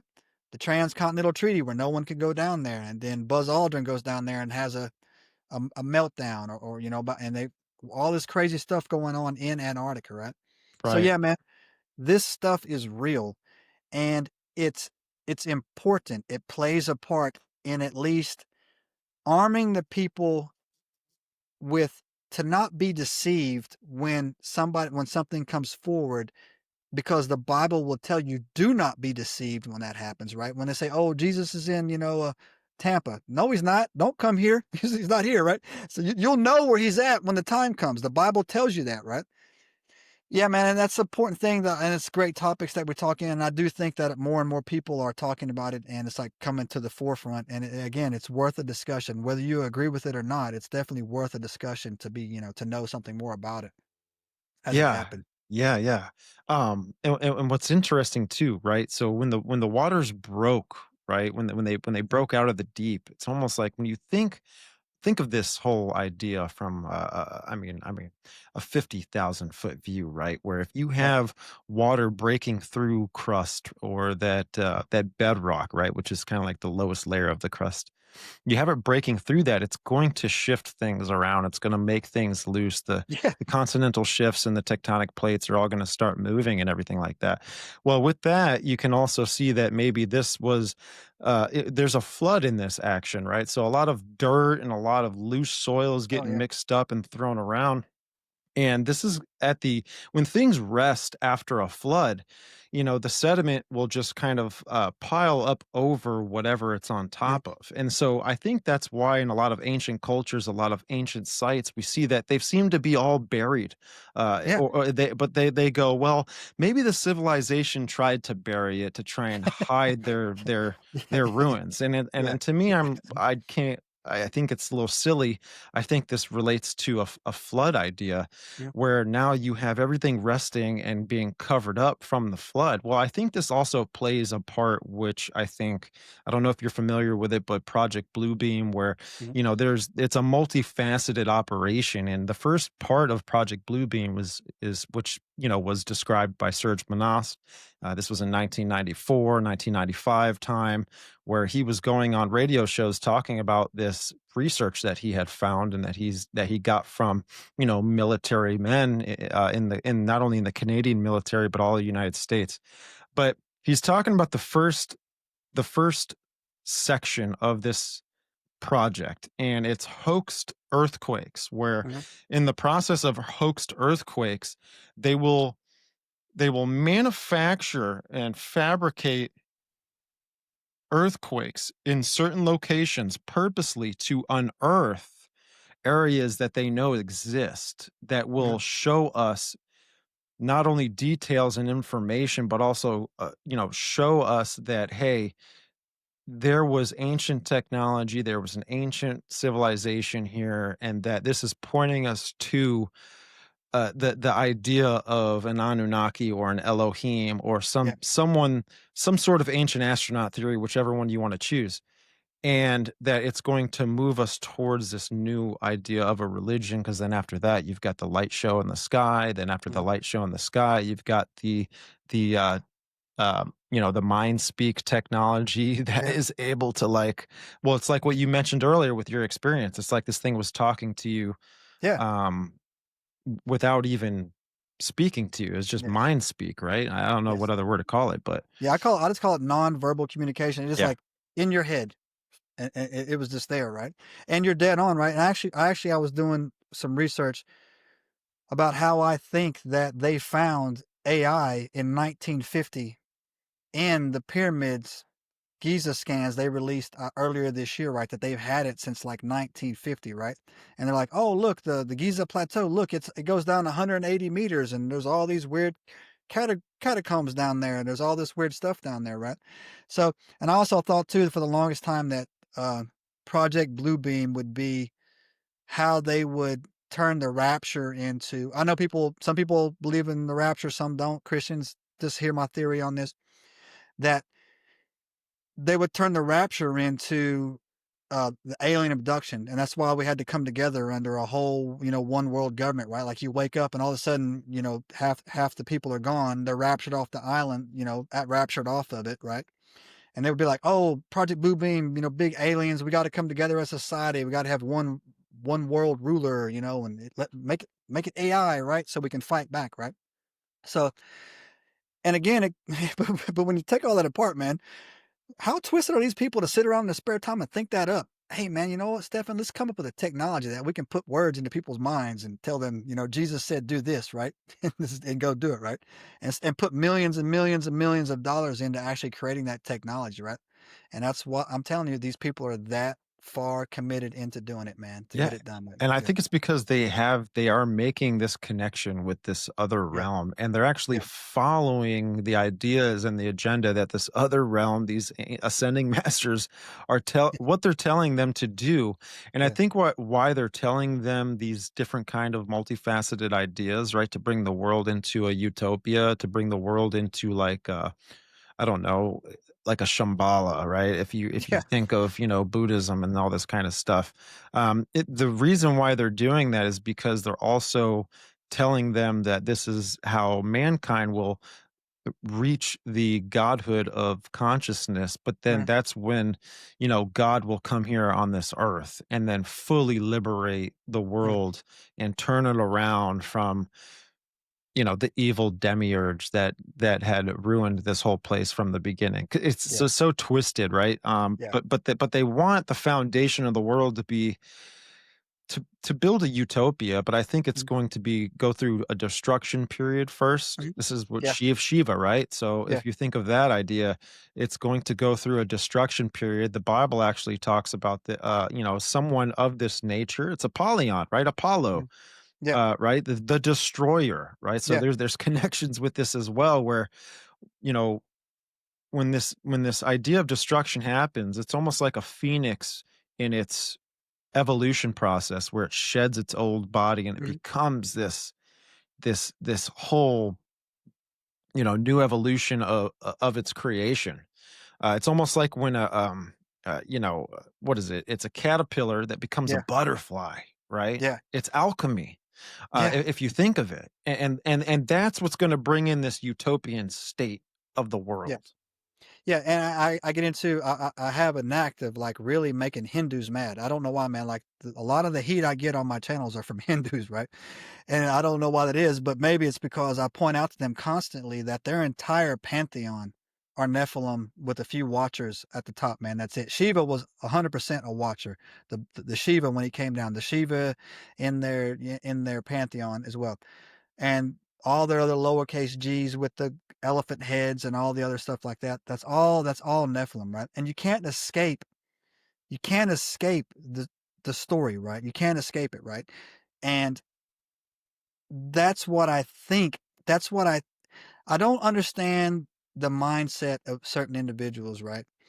Where they would actually view that type they're willing to go through that total destruction for utopia when it's just right here, bro. Like it's right here. You stop here. These bodies aren't our bodies. Read the book. We get a new body. Everybody gets heavenly bodies when they're done. You get bodies that don't die, all this other stuff.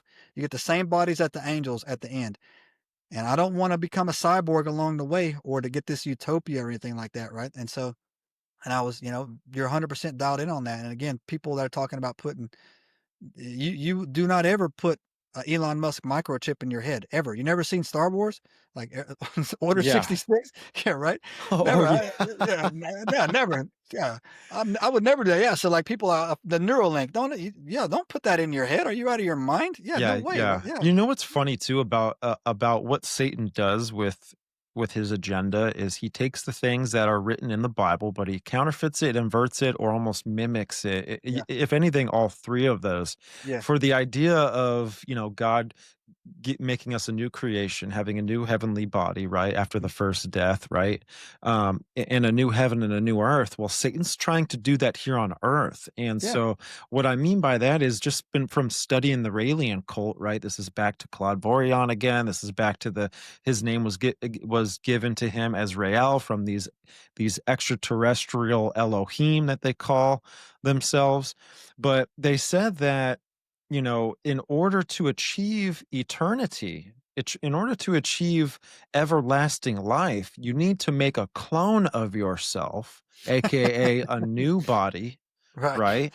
And that when the body dies, there is no place to go after that. That there is no God. That this is a religion of science, Yeah, and the Elohim call themselves the scientists, by the way. They also call themselves Yahweh, which is another intro. That's like their name. Their title is the scientists, which is like so mind blowing, right? Because it's so Gnostic, and we know what nature is behind all this. This is fallen angel nature, hundred um, percent. and they said if you want to achieve eternity, you have to make a clone of yourself. This is why Claude Vorion, Rael, when he came back to Earth, he created the company called Clonade to try Really? and actually make human clones, so you can transfer your consciousness into this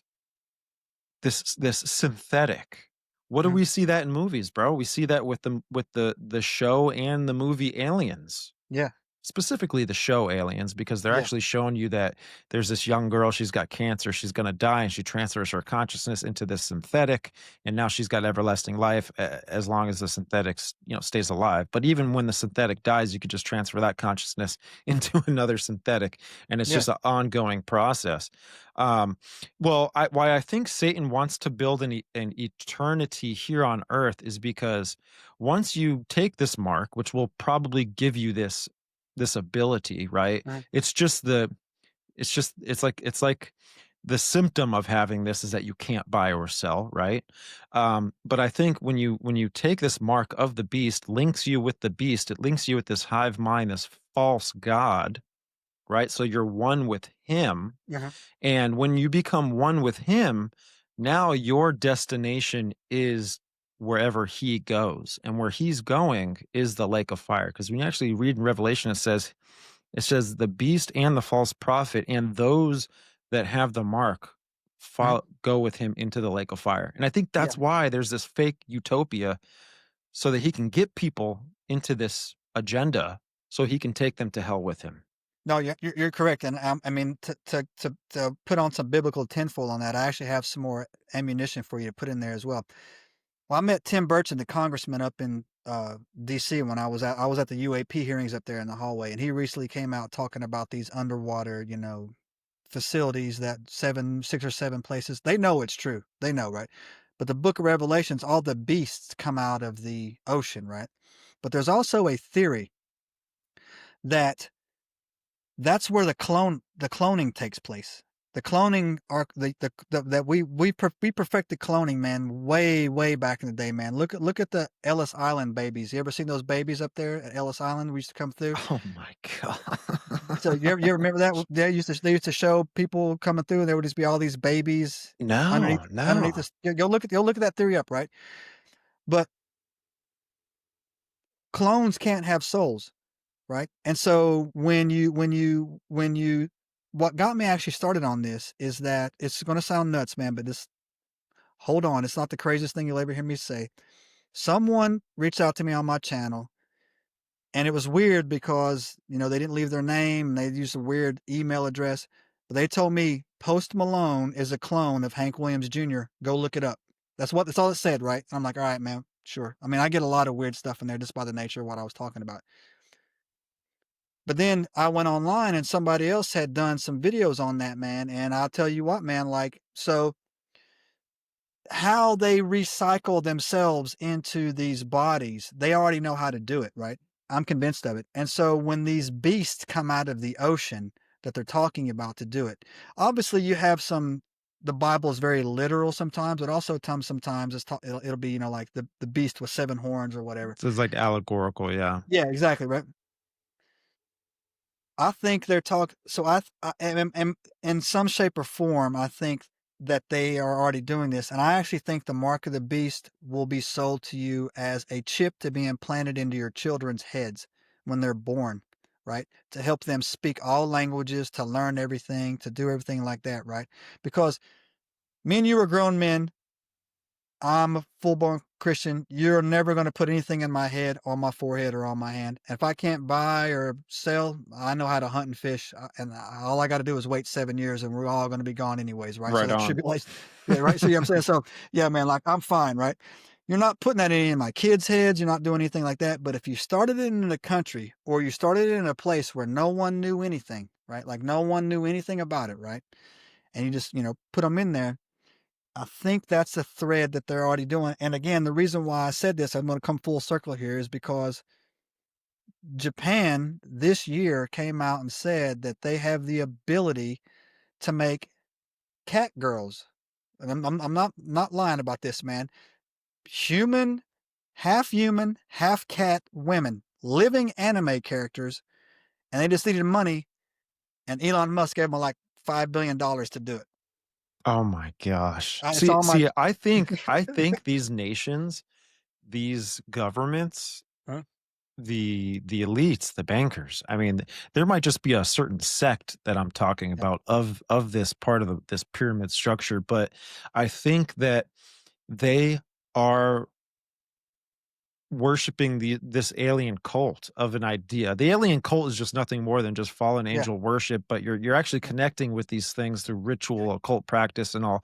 You're literally sitting down in a room with these things that like Alex Jones was saying on Joe Rogan, and they're actually getting information and agenda, Yeah. protocols and what to do here on Earth so that they can Yeah. establish this Yeah. world that I think these fallen angels want to come and inherit.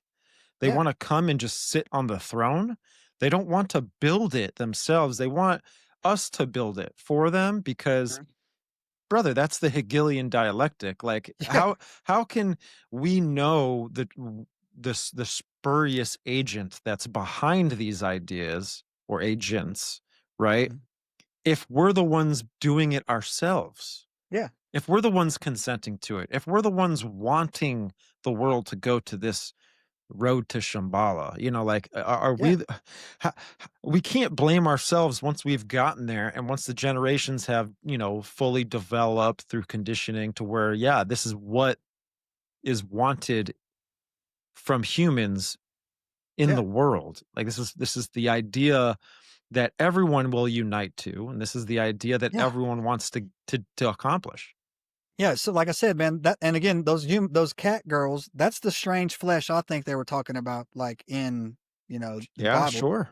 But also too, to back up what you were just saying, Satan didn't grab her the apple. He just asked her a question. Did he really say that? Does it really mean that? You really can't eat that? And just like you're talking about, y'all really not want you really want to die? Look, all you gotta do is put this chip in your neck and then we can make 7 of you. You know what I'm saying? And then when you're ready, just go in there. You can just go into your next body, right? Doesn't that sound like a great idea? Sounds like a great idea. That's the whole thing. And then you just get the people like, oh yeah, that is a great idea. Oh, my grandmother had, arthritis really bad. This could have did X, Y, and Z, or, I lost my wife in a car wreck. All I had to do was, upload the backup. You know what I'm saying? Like, oh baby, you wouldn't believe what happened. You died yesterday. I brought you back today. Stuff like that, right? Yeah, yeah, yeah.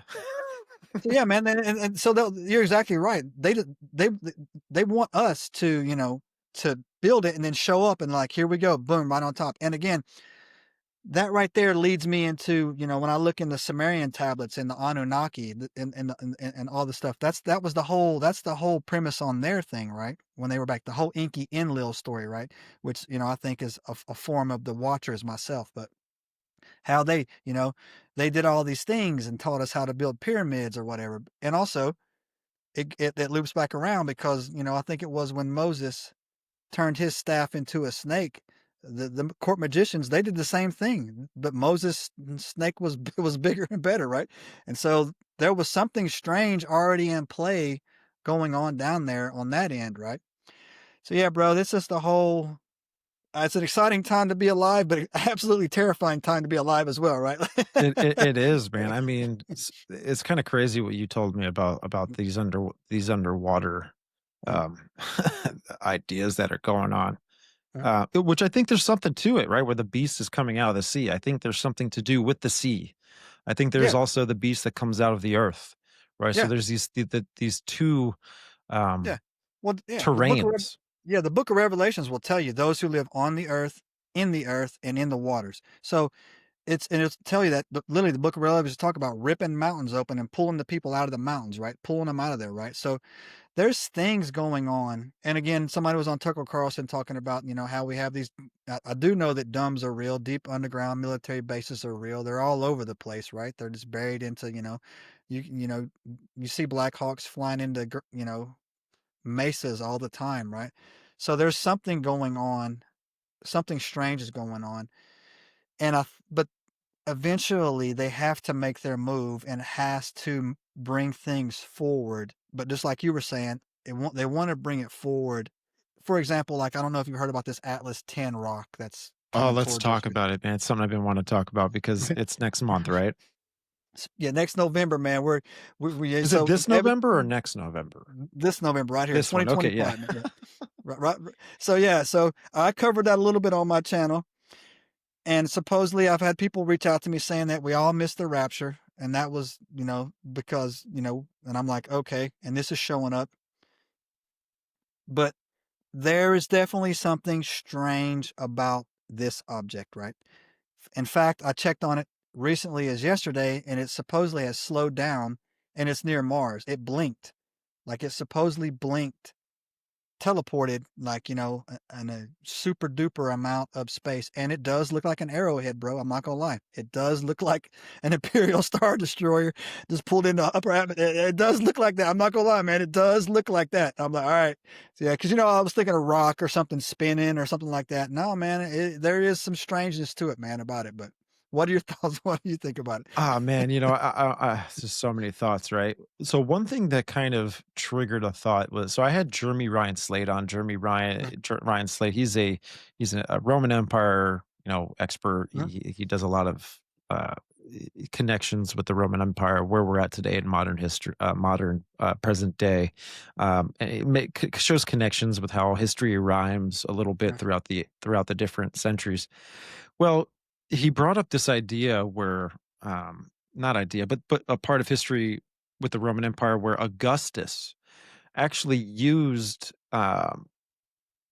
he used this comet that was cutting through space, right? And it was very visible to everyone, and he used it as propaganda in a way to exalt himself as a god, because he said that it was Caesar, and Caesar was, mhm. had a connection with him, where if he's underneath the wing of Caesar, then he's got to be a god, right? And so he kind of like deified himself with this Mhm. process. So if there's this idea that they can use, you know, these governors or pharaohs or emperors, that they can use things like this to deify themselves or use it for any kind of propaganda that they want to, right? Maybe that could be a play in something that's happening with this, because we know that, Oh yeah. Three Eye Atlas is not the only thing that is approaching our Earth, right? Mhm. Or at least we're seeing in the media that we're going to have some sort of interaction with this whole thing. We know that Apophis will probably be here in 2027. If it actually goes through the keyhole, then it'll be even within a closer orbit around us in 2029. And so there's something to it, right? So if this is how if this is man, dude, it's kind of crazy to say, just because it has such a supernatural element to it. If these are the false Christ and the false prophets, and they're on their way, Mhm. and they're if this is a part of the externalization of the hierarchy that Alice Bailey kind of talks about, that would take place in 2025, where and plus we're in the age of Aquarius, right? I think Yeah. there's this turning point to where, will these Alice Bailey talks about the ascending masters coming here and presenting themselves in the physical realm Mhm, again, mhm. right? In 2025. So if I take that idea, is this these fallen angels, maybe, which came from Revelation 12, right? Mhm. Where there's this war in heaven and now they're Yeah. casted out and they're coming to the earth. Satan is with them. Mhm. Um, but to me, I feel like there will be false Christs, there will be false prophets doing miracles, by the way, Yeah. right? We know that there's going to be an actual false prophet. Yeah. Um, but then, there's going to be a man of sin that then I think becomes like the image of the beast, and then is like the Yeah. ultimate one of Yeah. all of them, and then goes into the temple, the abomination of desolation. We're over here trying to build the third temple. The Raelian cult, Elohim, they told Claude Vorion to come back to Earth and to tell the nations to build them a headquarters embassy. So it's a lot. Just with all of that tying in Yeah. together, it can make me think that, yeah, maybe this will be a spiritual revelation for the world, but not for the Yeah. good, not in a No, good way. yeah. No, you're dead on, man, because remember it warns you that even some of the elect are gonna be fooled. Like, they're gonna it's Oh, got they're gonna be welcomed. Like, they're gonna bring miracles down here, and I'm telling you right now, man, in the state of the planet as it is now, just imagine if somebody showed up and they're like, "Hey, look, you ever heard of med beds?" People talk about them a lot, man. You ever heard what a med bed is? Like, it's some bed that you can get in, and its frequency cures you of everything or whatever, and you just, totally healed. Imagine if that was in every county and everybody could go in there, and they brought it like, we're here from Alpha Centauri and we brought you this, and you don't need anything else anymore, right? They have the whole entire planet so stressed out. I mean, it's true when you look at it, man. So stressed out that the smallest relief will be viewed as like, oh my gosh, this is amazing. You don't want any money for it. I don't have to, mortgage my house for it. No, no, it's free. You're good. Here's a better way to live, right? And they talk a lot about this 2030 program, and they talk about this other stuff that comes down as well. And again, they have to make their play, right? They have to make their play. Sooner or later, they have to make their play, right? You can't, because if you keep I like studying history too, man. So if you study the French Revolution, eventually they'll start cutting people's heads off. All right. Well, then you waited too long. You know what I mean? Like then, you have people going like, what do you, there's 1,000 of them and there's 7.9 billion of us. You know what I'm saying? Like what, Bill Gates is doing what? You know what I'm saying? Like, no, we're not having that. Right. So they got to make their play soon. And I just find the timing of this Atlas 10 or this thing that was coming in. I made a few posts about it. I find it a little odd, man. I find it a little bit, I don't believe in coincidences, right? And again, as well, it's gonna, like Yeah. you said, it's hard to say it, man, but it's hard to spit it out, to articulate it in your mind. But imagine if it pulled into a low altitude orbit, it just started floating around the earth, man, and you could see it, like just going around, and all of a sudden they're making contact with us, right? No, And it's then there it's you, crazy, man. I mean, but Mhm. it's good to kind of theorize on the scenario a little bit, just in Yeah, case it does happen this way. Then at least we've got, uh, uh, uh, we've got an idea of what to do or something. yeah. Yeah, something's gonna be interesting. We'll see next month, man. But hey, Joseph, this was an awesome show, man. Thanks, This man. was a I had good a good time, time. bro. I had a good time, bro. Um, Man, your story was wild. Thank you for sharing it on the Yeah, no problem, man. platform. Especially after you said, you don't really share the story too much. So I'm glad you Yeah. shared it here on this show. Yeah, And man. No worries. I'm hoping the audience can grab any golden nuggets that you were able to throw on the table for us and go about our journey and continue on. Real quick, man, for the audience that's still with us, where can they support you and find all your work? So I'm on YouTube over there at the Ancient Enigma Files. You go over there. Most of my platforms are called at the Ancient Enigma Files, and all of them have the link tree. You can click in the bio, go over there, find me on Rumble, Spotify, YouTube, hang out how you want. And again, I worked with Chat GPT for a long time to describe the creature's look, and I put it on the thumbnail for that episode. So if you want to hear a more detailed, I left some of the things out for time reasons, but I got the gist across there, man. You can go out there and check it out. But yeah, man, hey, Stephen, man, thanks, man. I was thinking about you 2 nights ago when I was reading the Bible that your namesake got beat to death with stones for preaching the word of God. So I was like, oh man, it reminds me, I'm on the biblical Hitman in 2 days, right? So Yeah, yeah, it's yeah, like, yeah. yeah, It's a pretty awesome name. yeah, yeah, right, yeah, Yeah, yeah. right. Hopefully, I don't have to come to that same uh, story. Yeah, no doubt, right? Yeah, But you know what? Hey, if it does come down to that, then I think as Christians, death is just something that is a part of the problem that yeah, we're in here. And yeah, I think with martyrdom and all of this, with that idea, I think God is really by your side and he's with you the entire time. yeah, I really believe that, man. But and our faith is worth dying for, man. And so I can only just encourage everyone to not only keep building up their knowledge, keep seeking the Lord, keep building up your faith, especially in the days that we're in, because it's getting kind of crazy. You know, just get in the Word of God and start reading, have fun with it, live by the Spirit, yeah. and It'll change your life, man. It will. It'll change your life. yeah, 100%. yeah, It'll change your life, man. just try and be that beacon of light to the world, man. Yeah. But Joseph, thank you very much again, bro, and we'll do Yeah, it no worries, again man. soon sometime. Yeah, sounds great, man. Absolutely. All right, Sounds make good. sure you go check out his stuff, folks, and we're gonna head over to the next segment. All right.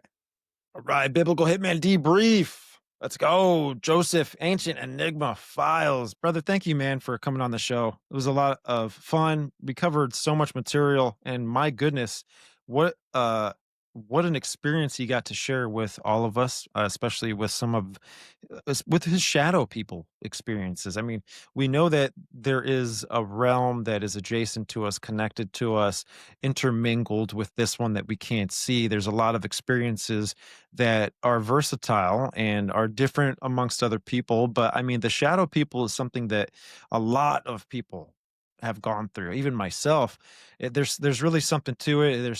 There's a demonic nature to it. There's an astral projecting nature to it. There really is a metaphysical idea behind the whole entire thing. You know, with all the experiences he had, that's kind of troubling a little bit. That's kind of stressful. I mean, it's torment in some sort of way. It's spiritual torment almost. And thanks, man. Thanks for coming on the show and sharing it with us. And it wasn't long winded, man. It was just an elaborate story. It had a lot of detail to it and a lot of context. So, but thank you, man, for sharing that and getting that out to us, because these experiences we can always take and use it in our lives. And especially if there's people that are listening to the show that have been going through some of these experiences themselves, they don't really know how to handle this. Well, you've given us some of your insight on how to take care of some of this stuff. Just go ahead and mind choke and body slam the thing, okay? um, but you know what? In the name of Jesus, all of these things flee. They all submit to the name of Jesus Christ. Even in my experience, that's what I had to turn to. I had to turn to my Lord and Savior, because really I tried my best to break free from this state of paralysis, which I really don't know. I should have Vicky Joy Anderson back on the show so she can talk a little bit about her studies with the sleep paralysis idea again, because there really is something to it. There's some sort of state that these entities can put you into to make you be in a paralytic state, to be paralyzed, to really not be able to move your extremities is something that's extremely scary. Especially just your mind detached from your body. Not cool, bro. Not cool. Not on my watch. But my goodness, hey, listen, I liked how we also got into the fallen angel stuff, the history, the antediluvian period, the flood, and Babylon, and the idea that these principalities have taken a new form in our day. They're no longer what it seems to be back before the flood, where maybe they were walking amongst us tremendously, and it was more of the Nephilim, the fallen angels. It was just a totally different dynamic than what we see today, because I really think the world has changed since then. I think the flood did a lot of other things to the world to change the environment, and I think with the changing of environment, you're going to change metaphysics. With that, you're going to change the sub physical realm with all of that, because it disrupted a lot, right? And because we know this with just science, right? There's physical change, there's chemical change, right? So there's these property changes that do happen when you put something under a certain amount of stress, right? So when you take a piece of paper and you light it on fire, it becomes into a different state of matter. Anyways, you kind of get with what I'm saying with this, and what the flood may have caused at that time. And very interesting stuff. We know that there's an agenda that's being conducted here by the bloodlines and the families that worship these entities. Okay, at the end of the day, they worship the Antichrist, they worship Lucifer, they worship Satan, the devil, and they want to be successful, and they want to achieve their strategy to bring in this new idea of a utopia. The utopia is going to come in through destruction. That's just how it's going to happen. That's what they believe they have to do to bring it in. Okay, like we're dealing with occultists that are trying to manufacture a state of heaven on earth, gnosis, right? Like they're trying to bring in a new religion, and with that comes a lot of other aspects of this whole play. There's a lot of other characters that are involved in this theater, if that makes any sense. And so when all this stuff starts to converge all into one, I think the general understanding to really wrap your mind around is that this is going to be unity. And it's the opposite, it's the opposition of the nature of God. God divides. God has order. God has structure. God does things in this way because it works, because it's truth, and because I'll use this example, right? So if you have a business, is everyone equal and balanced at the business? No. There is a structure that the business is broken down into so that it can be successful and so that it can achieve its goal. Okay. And for, with that example, you've got, I'll just use the fire department, right? You've got chief one, and you've got chief 2, 3, 4, and 5. And these chiefs under chief one are admin. And then underneath that, you have the captains. I'm sorry, you have the district chiefs. Then underneath them, you have the captains. Then underneath the captains, you have the lieutenants. Then you have underneath the lieutenants, you have the engineers. Then the paramedics. Then the EMTs, right? And that's what really stabilizes the unit to run and to be successful. And so that's why God, I think, in everything that we see on earth, that's why things are created in that way. But when you do get this idea of unity and balance, especially what we see in the transgender movement of today, we see that they're trying to balance sexuality, and it's not, it doesn't work like that. It's God, it's Christ, man, woman, child. Okay, so that is the order of how things were created, right?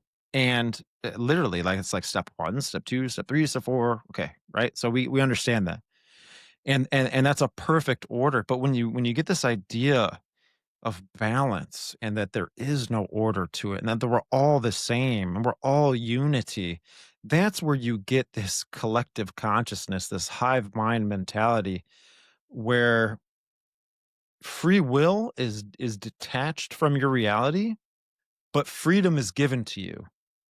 But freedom isn't free. There's a deception with that. And so all this kind of stuff I'm kind of talking about, it can be a little complex, but there is so much truth behind it. And I think that that's what Antichrist is going to come to bring. He's going to bring unity. He's going to, and these things naturally blaspheme God. Which is something that I also kind of take in consideration when we see that the Antichrist, speaks blasphemies, and where the Bible kind of describes it, he's like speaking all these things against God. Maybe the idea is that the Antichrist is just speaking certain things that do blaspheme God, but they're not they're not completely obvious that it's blasphemy. If anything, it sounds good, but it's immoral, and it's it's not of God. It's not of the true nature of God. But hey, Joseph, brother, thank you for coming on the show. And then, oh, dude, Joseph brought up 3i Atlas. Let's go, because that's something that's going to happen in November, and we're gonna keep our eye on that, obviously. And I think it can go multiple ways, right? It can go propaganda route. It can also go that, hey, this is going to be a high impact event. Get ready and don't be alarmed, and also let no man deceive you with anything that this may be, because this could be a supernatural event. So, but with all that said, Joseph, brother, thank you for coming on the show. I appreciate you sharing some wisdom, knowledge, and just having a fun-filled conversation. I think we really passed the ball back and forth with each other for a long time and a good time, and I love it. And folks, listen, I want to also give appreciation to the audience, because I think everyone that gives this show a chance, that gets through the ad space and supports and appreciates what I do here, everyone listening, you are a part of the team, and I'm no leader of this team. We're all kind of building a little big family here. Little big family. We're all kind of building we're building a family here, and I can see it. I can see it with the analytics. I can see it with the statistics, and I just want to share my love and appreciation to each and every one of you. I wish I knew your individual names, and I'd be here all night and day, just rambling that off. But hopefully down the road, if I go to any conferences, I'll make sure to give those shout outs on the social medias and the YouTube. So that maybe we can do a meet and greet and stuff. So, because I would really like to shake each and every one of y'all's hand for just the love and support that you've given the show. You folks really are a representation of of you know just love, man. I appreciate that. So, listen, if you've hung out with us this long, just if you want to support the show, it's free. Just head on over to YouTube, hit that subscribe button, like the show, share it with your friends, drop comments. I like comments because, a lot of you guys kind of put me to the test in the comments. A lot of you folks, you share your opinions, and it does kind of like tickles my curiosity with certain things, and maybe it'll pull me into a certain direction that I need to understand or do more research in and all this kind of stuff. So I really appreciate that. Also, folks, if you want to support the channel on the audio platforms, feel free. It's over on Spreaker, Apple Podcasts, and Spotify. If you like the show, drop a 5-star review. The reviews are definitely helping the show out and helping it grow. And with growth, with all of this stuff, YouTube, wherever it is, the support that you folks are giving to it, just by subscribing or leaving 5-star reviews, all this kind of stuff, it's helping the show grow. And with growth, will kind of bring more attraction to bigger guests, people that would want to give the show a chance. And I would love to sit down and interview a lot of people out there. So let's do that. And also, when you're on the audio stuff, hit that follow button, hit that notification bell. We are dropping episodes on Monday, Wednesday, and Saturday. So tune in for all that whenever you can. And hey, again, just much love from me to you, and my family as well. We appreciate you. But hey, listen, that's it. That's a wrap. I'm gonna see you next time. Bye bye.